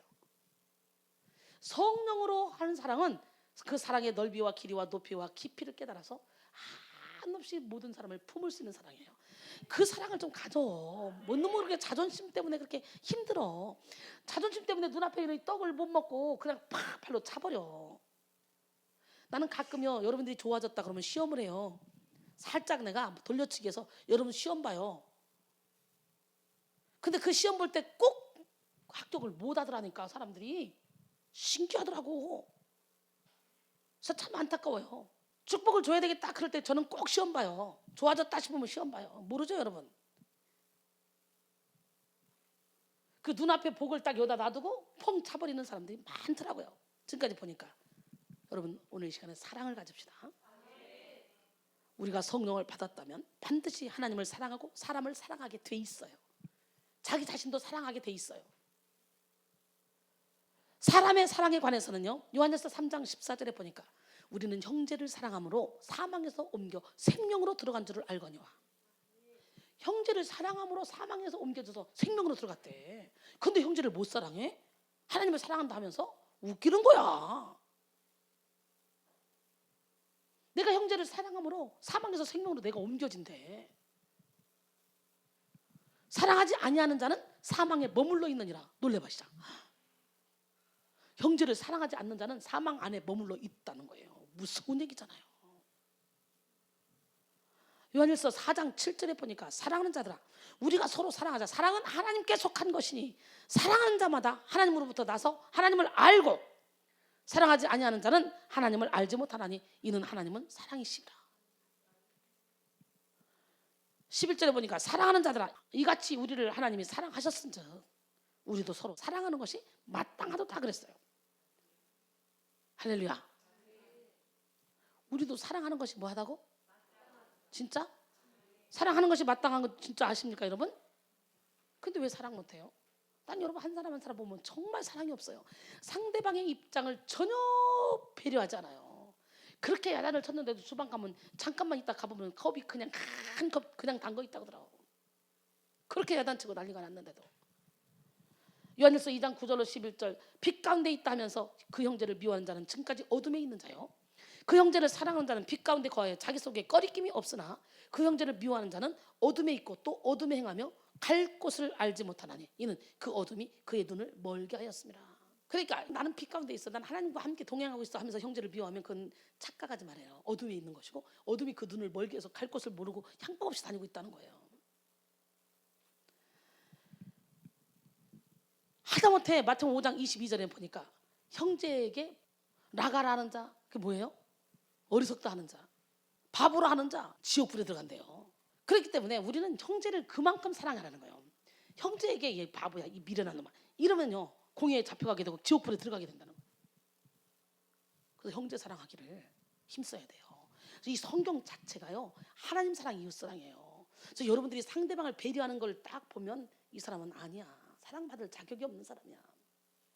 내가 얘기했지만 박 권사님은요 거의 잠 못 자요. 나 태워가려고 여기서. 내가 막 뻗어버리니까. 그러면 새벽 5시에도 가고 6시에도 가고. 그런데 이 사람은 8시에 일어나서 출근해요. 아침에. 하루 종일 바빠요. 하루 종일. 막 정신이 하나도 없이 이리 뛰고 저리 뛰고 막 바빠요. 근데도 언제든지 내가 전화해서 나 병원 가야 되는데 나 은행 가야 되는데 나 뭐 해야 되는데 그러면요 그냥 일하던 일 다 제껴버리고요. 그냥 5분 안에 딱 뛰어와요. 그래서 뭐 내가 어디 가서 기다리게 하든 뭐 하든 전혀 자기는 지금 할 일이 태산인데 불구하고 뭐 차에서 하든 뭐 하든 그냥 제 이 사역에 그냥 100% 서포트를 해요. 내가 저런 사람이 또 있을까 싶어요. 거기다가 나하고 영통만 딱 해봐.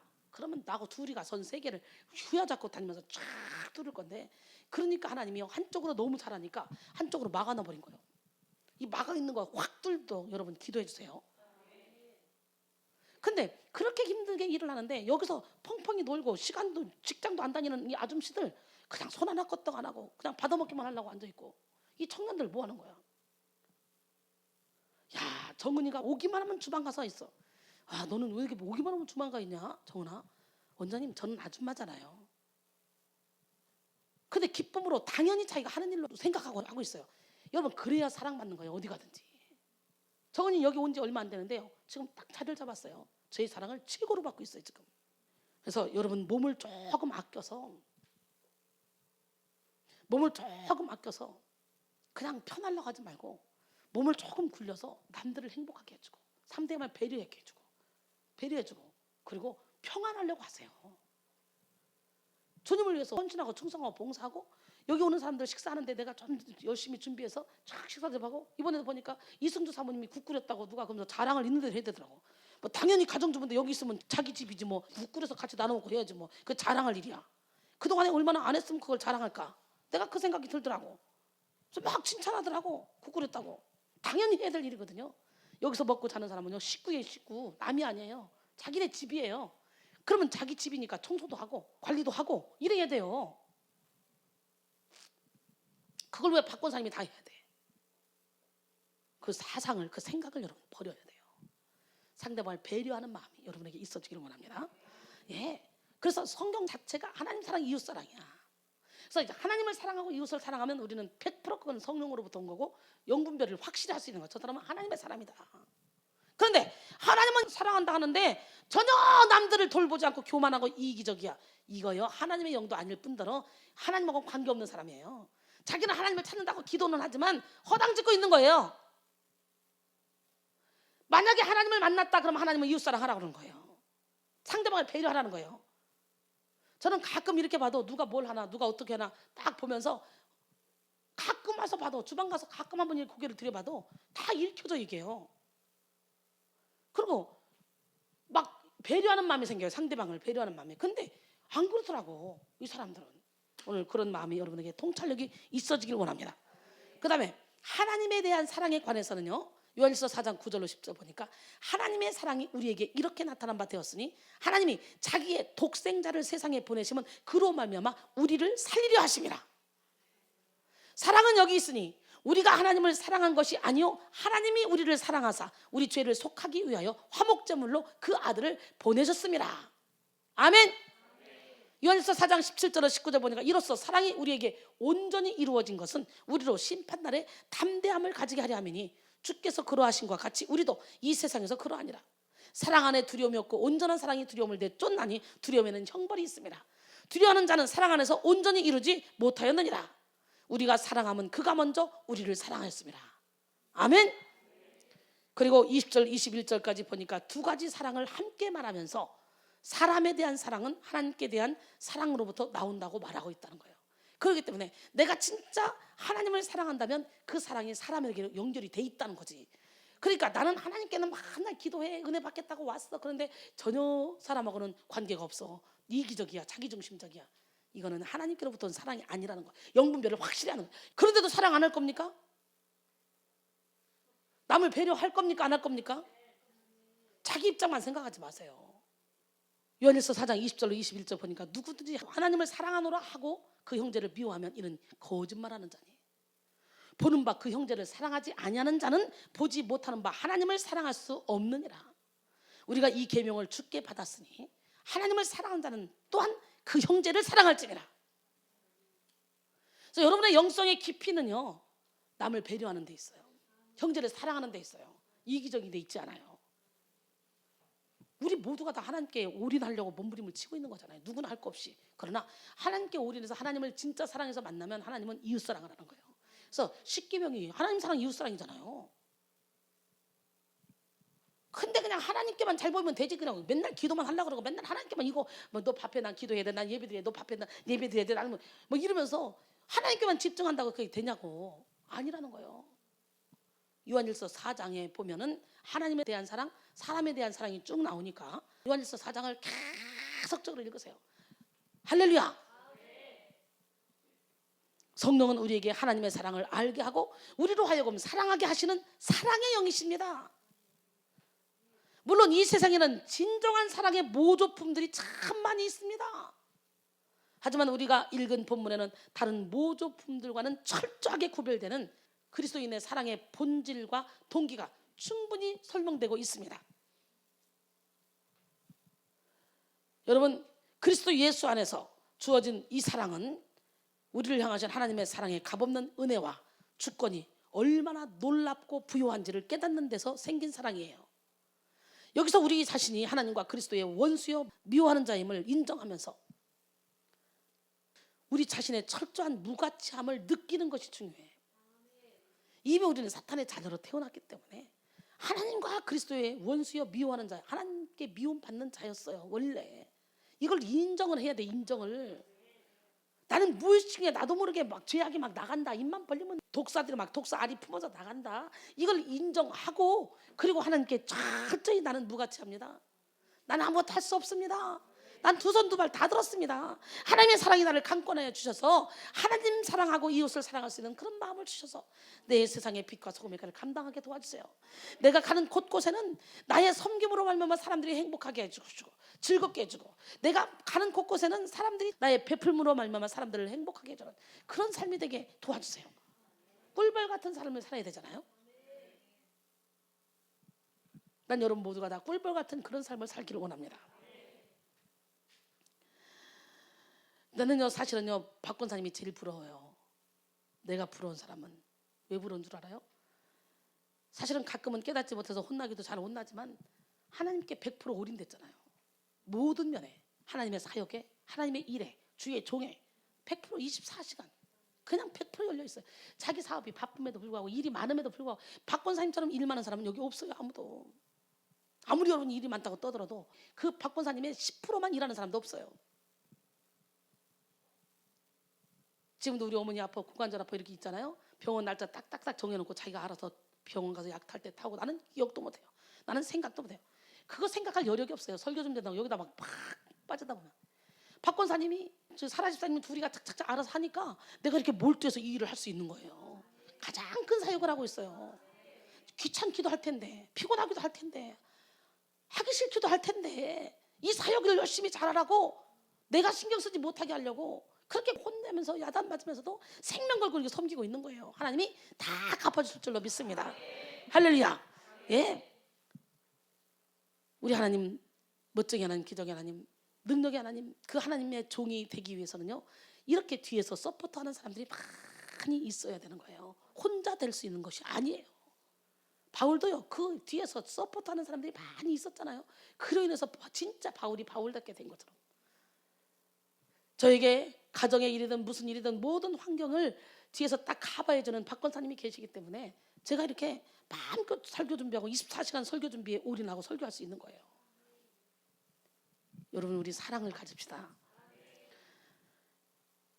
우리 사랑이 이제는 진정으로 하나님의 사랑으로 똘똘똘 뭉쳐져서 우리가 보내는 그 사랑이 헛된 사랑이 아니라, 세상적인 사랑이 아니라, 끝이 있는 사랑이 아니라 끝없는 무한대의 사랑, 아가페의 사랑. 할렐루야. 이런 사랑을 많은 사람에게 보내줌으로 말미암아 모든 영혼을 살리는 기적의 주인공이 되기를 원합니다. 그래서 야, 내가 이 사역을 할 수 있도록 뒤에서 이렇게 100% 서포트하는 박 권사님은 상급은 얼마나 클까. 이름도 없이 빛도 없이 잘한다고 열심히 하는데 가끔은 분별 못해서 혼나고 그러면서도 꿋꿋하게 이 일을 해오는 박 권사님을 바라보면서 야, 저 박 권사님은 하늘의 상급이 무지막지할 거다. 그래서 가끔은 생각하면 가슴이 아프고 애리고 고마우면서도 이게 참 안타까울 때가 참 많아요. 그 박 권사님은 설교도 잘해, 찬양도 잘해, 주방 일도 잘해, 밖에 일, 안에 일, 옷 일, 오만 일 다 잘해, 공부도 잘해. 딱 한 가지 나하고 통하기만 하면 돼. 그래서 참 안타까운 건 이 통하지 않는 게 안타까워요. 이 통하는 거. 여러분 그리스도인의 덕은 다른 어떤 것들보다도 자기를 부인하고 자기를 낮추며 자기를 전멸시키는 데서 빛납니다. 자기를 포기해야 돼. 자기를 전멸시켜야 돼. 자기를 죽여야 돼. 응? 겸손해서 빛납니다. 그리스도인의 사랑 혹은 참된 사랑은 겸손한 사랑이에요. 아멘. 고린도서 13장 4절로 5절 사랑은 오래 참고 사랑은 온유하며 사랑은 시기하지 아니하며 자랑하지 아니하며 교만하지 아니하며 무례히 행하지 아니하며 자기의 유익을 구하지 아니하며 성내지 아니하며 악한 것을 생각지 않는다 그랬어요. 또 예수님의 사랑은 어떤 사랑이야? 온유와 겸손을 동반한 사랑이야. 나는 오늘 시간에 여러분 온유하시길 바랍니다. 겸손하시길 바랍니다. 마태복음 11장 29절로 30절 보니까 나는 마음이 온유하고 겸손하니 나의 멍에를 메고 내게 배우라.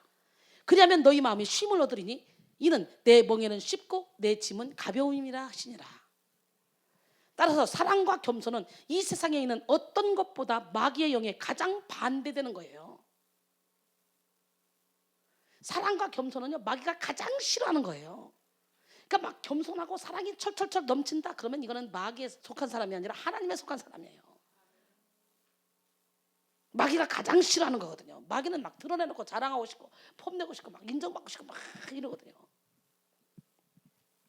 마귀의 특징은 무엇보다도 교만과 악의에 찬 것이기 때문에 우리는 앞서 살펴본 성령이 역사하실 때 나타나는 5가지 기준을 통해서 우리 신앙의 가장 중요한 요소가 무엇인지, 교회가 추구해야 할 가장 중요한 은혜가 무엇인지를 알 수 있습니다. 이 5가지는 우리 신앙생활에 있어서 가장 중요한 핵심 요소들이라고 할 수 있어요. 우리가 그리스도인이 된다는 것은 결국 이런 일들이 우리의 영혼 속에서 일어나는 것입니다. 그리고 우리의 신앙이 성숙한다는 것은 성령의 역사에 의해서 이러한 요소들이 우리 안에 더욱더 풍성해지는 것입니다. 성령의 역사에 의한 부흥이란 한 개인의 마음 안에 그리고 집단적인 교회 내에서 이런 요소들이 평상시보다 더욱 크고 비범하게 일어나는 것입니다. 예수님에 대한 바른 신앙 고백과 사랑, 성경의 권위에 대한 존중과 열심히 성경을 탐구하는 것, 그리고 진리와 교리와 신학 공부에 대한 관심, 죄에 대한 회개와 거룩한 성결한 삶에 대한 추구, 그리고 하나님 사랑과 이웃 사랑, 이런 것들이야말로 시대와 지역을 초월해서 언제나 성도들과 교회가 힘써 추구해야 될 성령의 역사입니다. 깊은 영성을 소유하면 소유할수록 우리는 거룩함에 기초한 단순성을 이루게 돼요. 진짜 신기하더라고요. 단순해져요. 막 복잡한 게 없어져요. 왜? 복잡한 건 머리를 굴리니까 복잡해. 이럴까 저럴까? 저걸 사기를 칠까? 저거를 좀 골탕을 먹일까? 이런 생각하니까 복잡한 거지. 단순하게 하나님 생각만 하면요, 아주 머리가요 상큼합니다. 언제나 깔끔합니다. 여러분의 머리를 빈통 만들어 놔야 돼요. 그리고 거기다 은혜와 진리로 말씀으로 채워놔야 돼요. 그래야 항상 행복한 거예요. 제가 여러분에게 내가 머리 아프다고 한 적 봤어요? 물론 그때 머리 아픈 사람 몇 명 있을 때 막 그때 무대기로 있을 때 그때 한 달 정도 막 이게요 반통으로 잘라지는 느낌, 막 뒤에서 잡아당기는 느낌, 야 한 달 정도요 에 휘청거리더라고요. 그거는 내가 공격받아서 그걸 치료하느라고 그런 거였고, 나는요 머리 아픈 적이 없어요.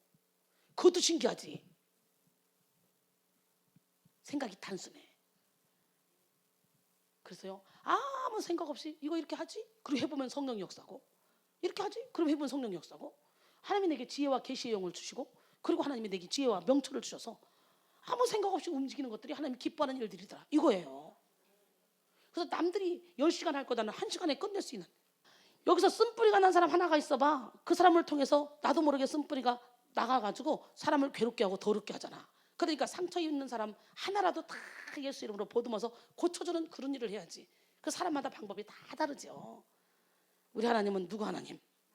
진짜 그 하나님은 살아계십니다. 예, 나는 오늘 여러분들에게 확실한 영분별이 임하기를 원해요. 이 확실한 영분별은 사랑, 하나님 사랑, 이웃 사랑이 내 몸에서 저절로 배에서 나간다. 이야, 그렇다면 나는 지금 성령으로 돈 거다. 여러 가지 말했지만 그걸 확 붙잡아야 돼. 깊은 영성을 소유하면 소유할수록 거룩함에 기초한 단순성을 이루게 되는데요, 가장 중요한 가치가 무엇임을 명확히 알게 되기 때문에 머뭇거림 없이 중요한 가치를 선택하는 그 단순성이 이루어지는 것입니다. 그러나 단순성을 겸비한 생활은 하나님의 능력을 나타내기에 충분한 통로가 됩니다. 이 시간 영적 분별력을 겸비해서 혼란하고 어지러운 생각들을 다 정리하고 단순하게 분명한 진리를 붙잡는 여러분 모두가 되기를 바랍니다. 여러분, 오늘은 영적 전쟁 시리즈 승리를 위한 첫걸음 영분별이라는 그런 제목으로 함께 은혜를 나누고 있습니다. 신앙생활에 있어서 영분별은 그 어떤 은사보다도 더 중요하고 더 필요한 은사입니다. 마지막으로 이런 영분별을 얻기 위한 비결에 대해서 간단히 나누고 그리고 말씀을 맺을까 합니다. 영분별의 은사를 받기 위해 영분별을 제대로 하려면 섣불리 판단해서는 안 된다는 거예요. 판단하려는 그런 우리의 본능을 십자가에 못 박을 때까지 참된 분별은 시작될 수 없을 것입니다. 우리가 그리스도의 마음 안에 있는 그런 분별을 받으려면 우리는 먼저 그리스도 중심적인 사고를 가져야 돼요.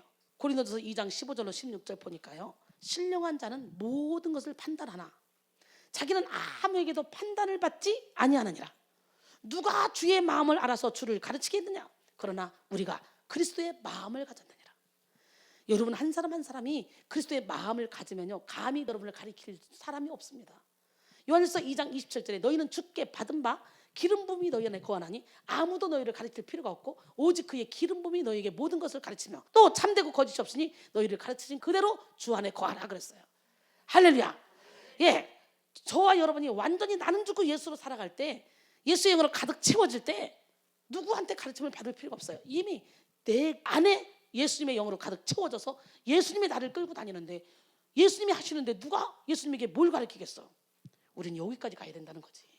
이게 뭐야? 신의 성품에 참여하는 거지. 그런 사람은 완전히 100% 나는 죽고 예수로 사는 사람이지. 근데 그렇지도 못하면서 아이 이순이도 자유하니까 나도 자유할래, 그거 방종하는 거예요. 갑자기 깨지고 부서지고 무너져서 예수님이 우리 안에 완전 주인 될 때까지 우리는 훈련을 받아야 됩니다.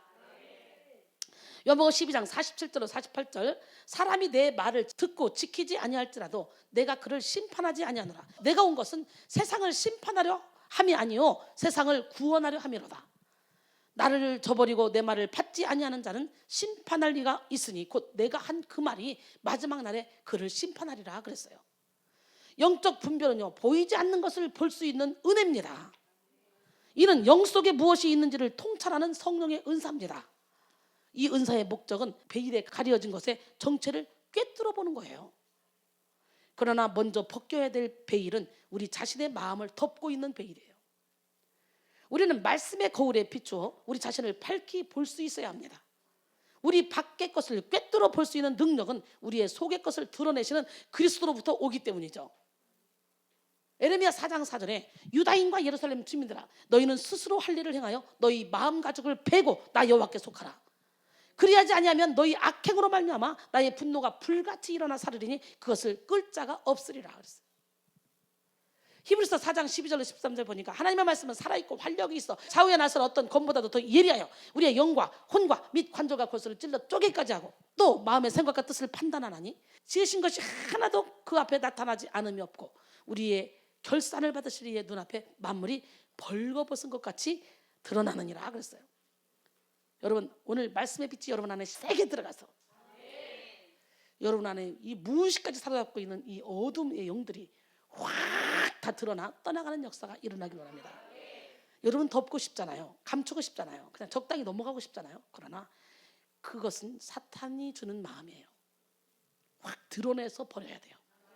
그래서 내적 치유 6탄 드러내 고치는 하나님 어저께 올렸는데 여러분 들어보세요. 제가 그걸 정리하면서 참 은혜를 많이 받았네. 그래서 내적 치유 2부로는 이번 주에 했던 거 있잖아요. 무의식을 사로잡고 좀 학적인 거죠. 그래서 2부로 다시 1, 2, 3, 4, 5, 6, 7, 8, 9, 10 쫙 나가려고 그래요. 그래서 무의식을 사로잡고 있는 이 어둠의 영까지도 힘을 못 쓰더라고. 여기서 훈련받은 사람들은. 응? 그러니까 우리 이명미 집사님이 그러더라고. 내가 알게 모르게 사람들에게 참 많이 상처를 줬겠다고, 원장님 설교를 듣고 나니까. 그리고 신랑이 항상 당신의 말이 나를 상처를 준다 그러는데 자기는 아무리 생각해도 신랑한테 상처를 안 줬는데 신랑은 자꾸 상처를 받았다고 그러는 거예요. 그래서 어떤 것은 자기가 상처 준 것도 1, 20% 있지만 나머지 한 7, 80%는 내가 상처 주려고 한 게 아닌데 신랑은 자꾸 상처받았다고 내 말투에 상처를 받았다고 한다는 거예요. 그게 이해가 안 갔다는 거예요. 근데 이 무의식을 먹고 있는 어둠의 영들이 나도 모르는 사이에 눈빛으로, 입술로, 말로, 내 행동으로 나도 모르는 사이에 이게 나가서 그 사람을 아프게 했고 그 사람을 상처 줬다는 것을 확 어저께 밤에 깨달았다는 거예요. 그러니까 대구까지 힘든데 은혜 받으러 가니까 하나님 거기서 보너스를 팍 줬나 봐. 예, 확 그게 깨달아지면서 남편이 이해가 되더라는 거예요. 그러면 어떻게 해요? 다음부터는 남편에게 더 조심하겠지. 그리고 남편이 너 때문에 내가 상처받아서 그러면 미안해.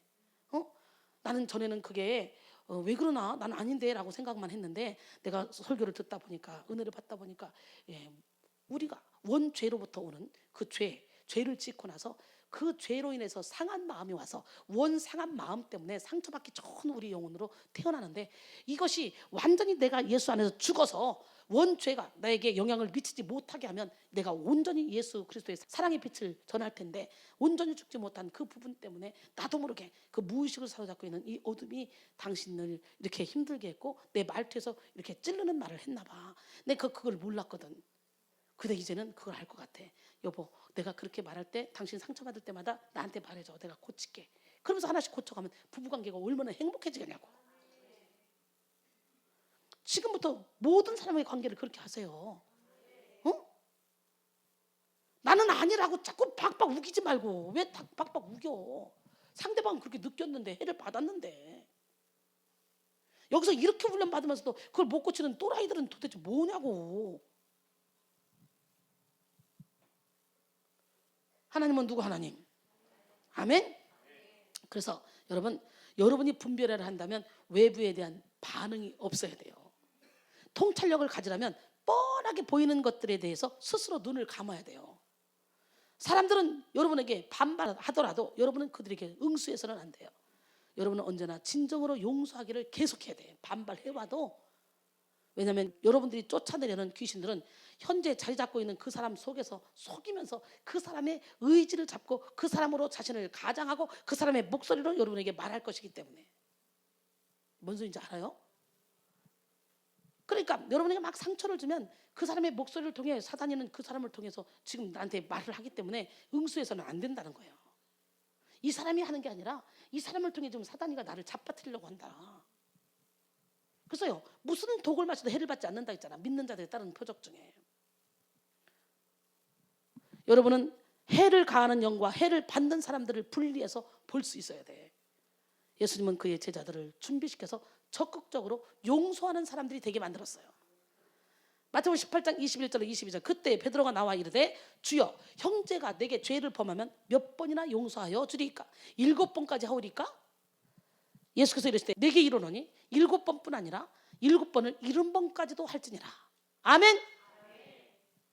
누가복음 12장 10절에 누구든지 말로 인자를 거역하면 사하심을 받으려니와 성령을 모독하는 자는 사하심을 받지 못하리라 그랬어요.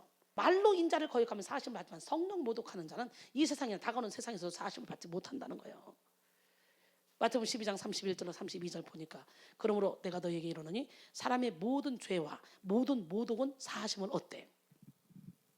성령을 모독하는 것은 사하심을 얻지 못하고, 또 누구든지 말로 인자를 거역하면 사하심을 얻대.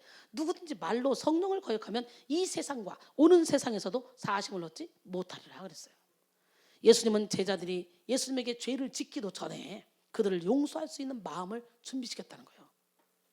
주님은 자기의 사명이 그들을 정죄하는 것이 아니라 그들을 위해 죽는 것이라는 사실을 아셨습니다.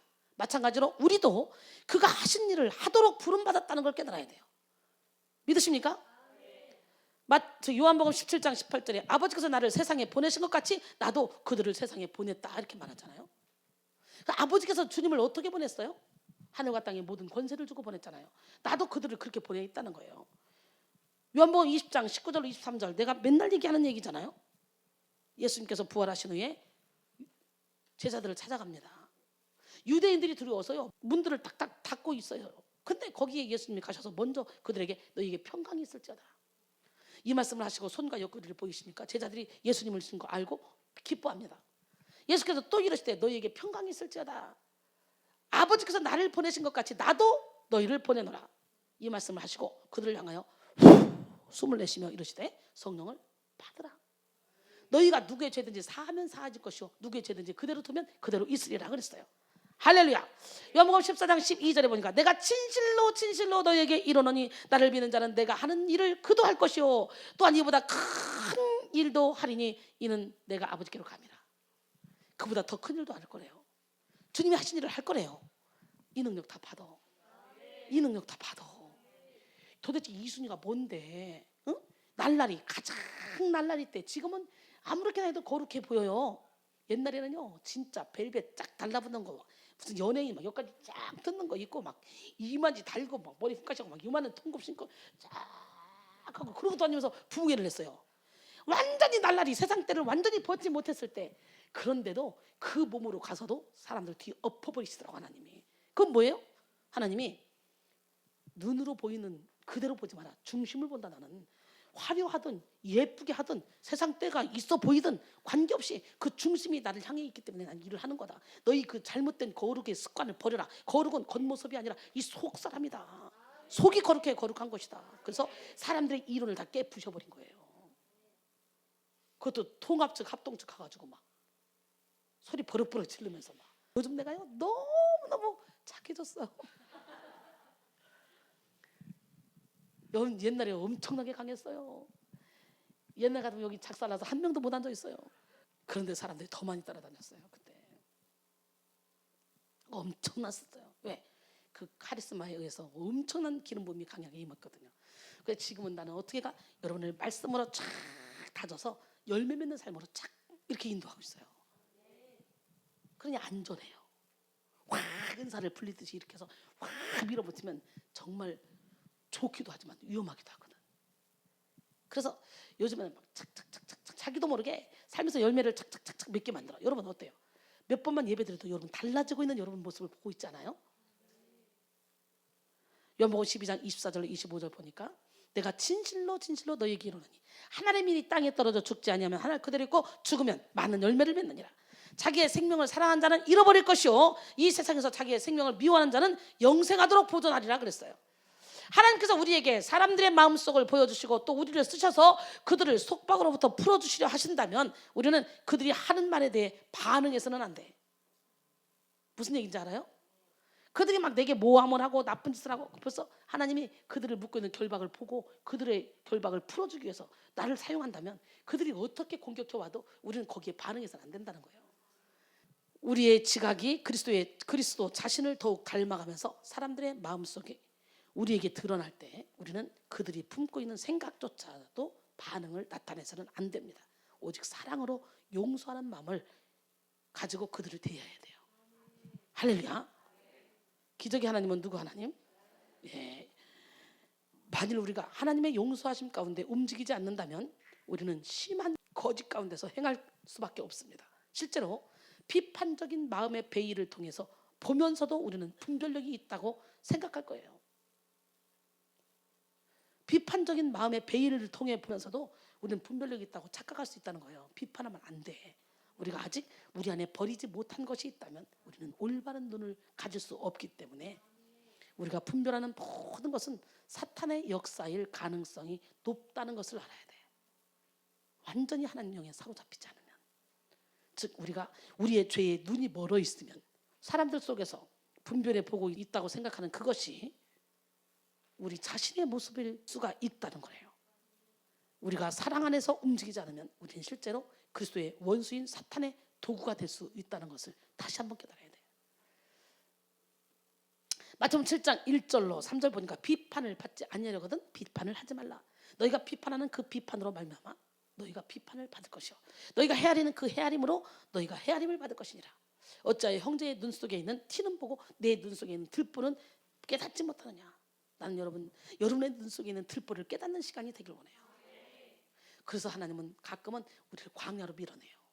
한적한 곳에서 자기 자신을 돌아보라고. 근데 광야로 밀어내도 불평불만만 하고 광야로 보면 뱀 들어가고 놀아. 자기를 돌아보고 회개하는 것이 아니라 환장하는 거예요. 그게 여러분의 모습이지. 죽읍시다. 부서져야 돼요. 깨져야 돼요. 무너져야 돼요. 이 세상이 아무리 혼탁하고 어지럽다고 해도 진리는 여전히 예수 그리스도 안에서 완전히 드러납니다. 예수님은 내가 곧 길이요 진리요 생명이라고 그랬어요. 예수님의 행위와 가르침과 생각은 모두가 다 진리입니다. 진리는 변치 않습니다. 연속적입니다. 또 진리는 진리의 열매를 맺습니다. 여러분 모두가 더욱더 진리 위에 바로 서서 나를 드러내는 것이 아니라 오직 예수님을 드러내시고 더 깊이 지속적으로 하나님만을 사모하며 성령의 열매, 진리의 열매를 맺는 기적의 주인공이 되기를 축원합니다. 용분별은 인간의 지혜로 되는 것이 아니라 오직 지혜와 계시의 영인 성령이 충만할 때 가능하고 그리고 성령의 감동에 의해서 말씀이 쫙 읽혀질 때 가능한 거예요. 용분별은 이렇게 하나님께서 갑자기 은사로 주시는 경우도 있지만 그것도 결국은 성령에 의해서 주시는 것이고 성령의 감동으로 된 말씀으로 또 우리가 용분별을 할 수 있고 우리는 두 가지를 잘 접목을 해야 되는데 가장 안전한 것은 말씀으로 오시는 하나님, 성령님이라는 거예요. 그렇기 때문에 우리는 평상시에 성경을 많이 읽어야 돼요. 더욱더 성령의 충만함을 받아 말씀을 통해 분명한 영적 통찰력, 영적 분별력을 받는 여러분 모두가 되시길 바랍니다. 아침에 잠에서 눈을 뜨면 그냥 2장이고 3장이고 아주 습관적으로 내가 성경을 1장 읽고 움직이리라. 2장, 3장 읽고 움직이리라. 그렇게 습관적으로 한번 지금부터 정해보세요. 그래서 하루에 3장씩 읽으면 1년이면 일독할 거려? 그냥 아주 가볍게. 그러다가 좀 읽다가 너무 재밌네 싶으면 하루에 6장씩 이렇게 넓히는 거예요. 하루에 9장 이렇게 넓혀서 점점점 성경 읽는 횟수를 많게 해서 여러분 성경하고 친해지시기 바랍니다. 그리고 그 성경의 말씀이 그냥 이거는 네 말이고 이건 나고 이게 아니라 그 말씀이 내 삶에서 그대로 적용되도록 나를 말씀 앞에 딱 내어드리기 바랍니다. 결론을 맺겠습니다. 우리는 영적 전쟁에서 완전한 승리를 거두기 위해서 겸비해야 될 가장 중요한 능력이 바로 영분별임을 깨달았습니다. 무엇보다 영분별을 위한 가장 확실하고 뚜렷한 기준을 얻기 위해서 우리는 하나님의 말씀을 최고의 지침으로 삼아야 한다고 배웠습니다. 우리가 신앙생활을 하면서 겪게 되는 많은 체험들이 모두 다 성령의 역사가 아니라는 것을 우리는 기억해야 된다 그랬어요. 시대가 악해져 갈수록 또 우리의 영성이 더 깊어지면 깊어질수록 사단은 아주 간교하게 다가와서 우리를 미혹하려 한다, 이 말씀을 드렸어요. 영분별의 은사는 하나님의 영과 악한 영을 구별하고 하나님의 일과 세상의 일을 구분하고 그 안에 도살인 악이나 상처가 무엇인가를 드러내어 오직 십자가의 길로 걸어갈 수 있도록 만들어 주는 거예요. 할렐루야. 예. 그 영분별은 그렇게 우리를 성령의 인도함을 받아서 가도록 만들어 준다는 거예요. 조나단 에드워즈의 신학에 기초한 영분별 중 성령의 역사라고 볼 수 있는 적극적인 5가지는 예수님에 대한 바른 신앙 고백, 죄에 대한 각성과 회개, 성경에 대한 높은 관심, 건전한 교리와 신학, 하나님과 사람에 대한 사랑이라고 이렇게 제가 말씀을 나눴어요. 마지막으로 영분별의 은사를 받기 위해 판단하려는 우리의 본능을 십자가에 못 박으라 그랬어요. 할렐루야. 우리가 그리스도의 마음 안에 있는 분별을 받으려면 우리가 먼저 그리스도의 중심적인 사고를 가져야 된다. 한마디로 그리스도의 마음을 품어야 된다. 그리스도의 사랑을 가져야 된다. 사랑하는 여러분, 오늘 말씀을 가슴에 새기시고 하나님의 말씀 안에 제대로 된 영분별력을 가지고 이 모든 영적 전쟁에서 승리하여 많은 영혼들을 살리는 기적의 주인공들이 다 되시기를 주님의 이름으로 축원합니다. 할렐루야. 한 번 왔다 한 번 가는 인생, 우리 멋지게 살아야 될 거 아닙니까? 행복하게 살아야 될 거 아닙니까? 기적의 하나님은 살아계신데 우리가 확실히 영분별을 하기 위해서 죽어야 돼. 맨날 얘기하지만 죽어야 돼. 주인 삼은 모든 거 내려놓을까요? 여호와를 피난처로 삼을까요? 나의 피난처 예수를 찬양합니다. 나의 피난처 예수 의지해요. 나의 피난처 예수 의지해요.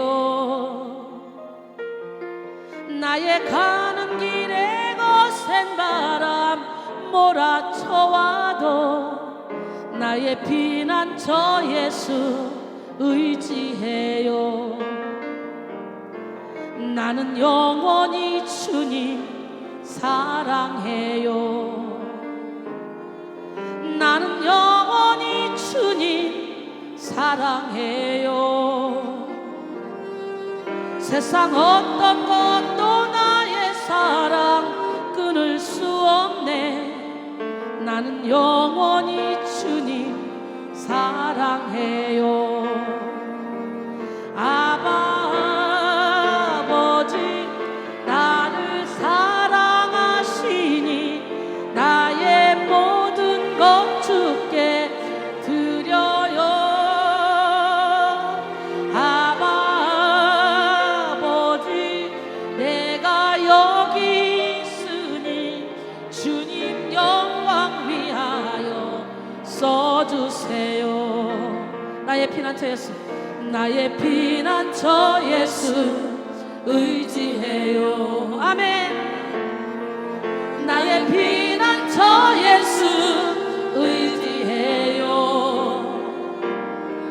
나의 가는 길에 거센 바람 몰아쳐와도 나의 피난처 예수 의지해요.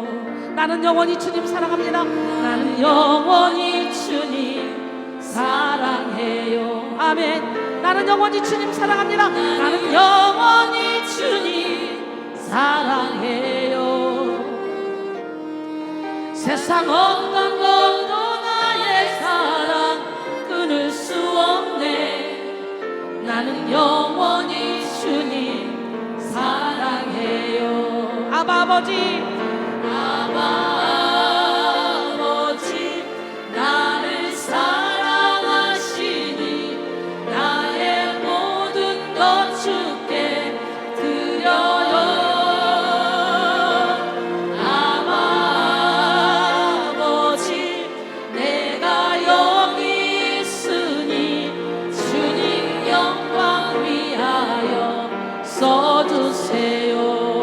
아버지 아버지 나를 사랑하시니 나의 모든 것 주께 드려요. 아버지 내가 여기 있으니 주님 영광 위하여 써주세요.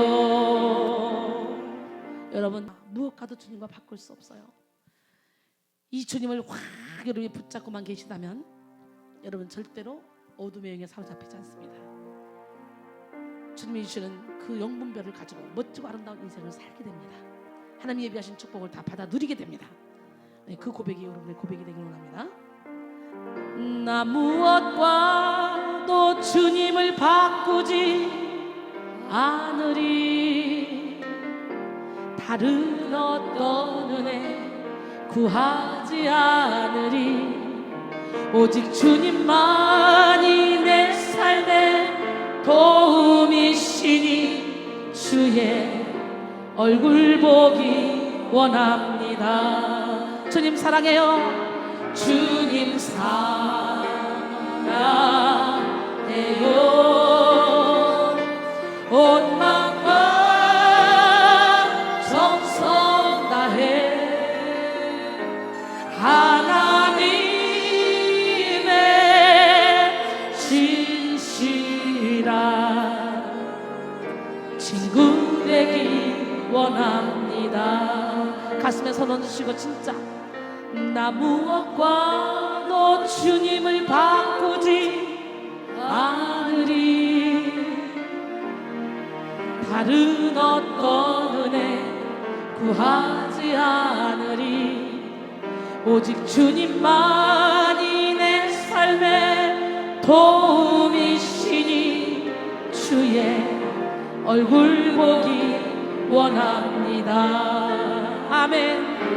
주님 사랑해요.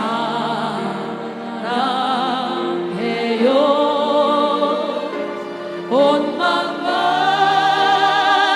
정성 다해 하나님의 진실한 친구 되기 원합니다. 간절한 마음으로 주님 사랑합니다. 주님 사랑해요. 온 마음과 정성 다해 하나님의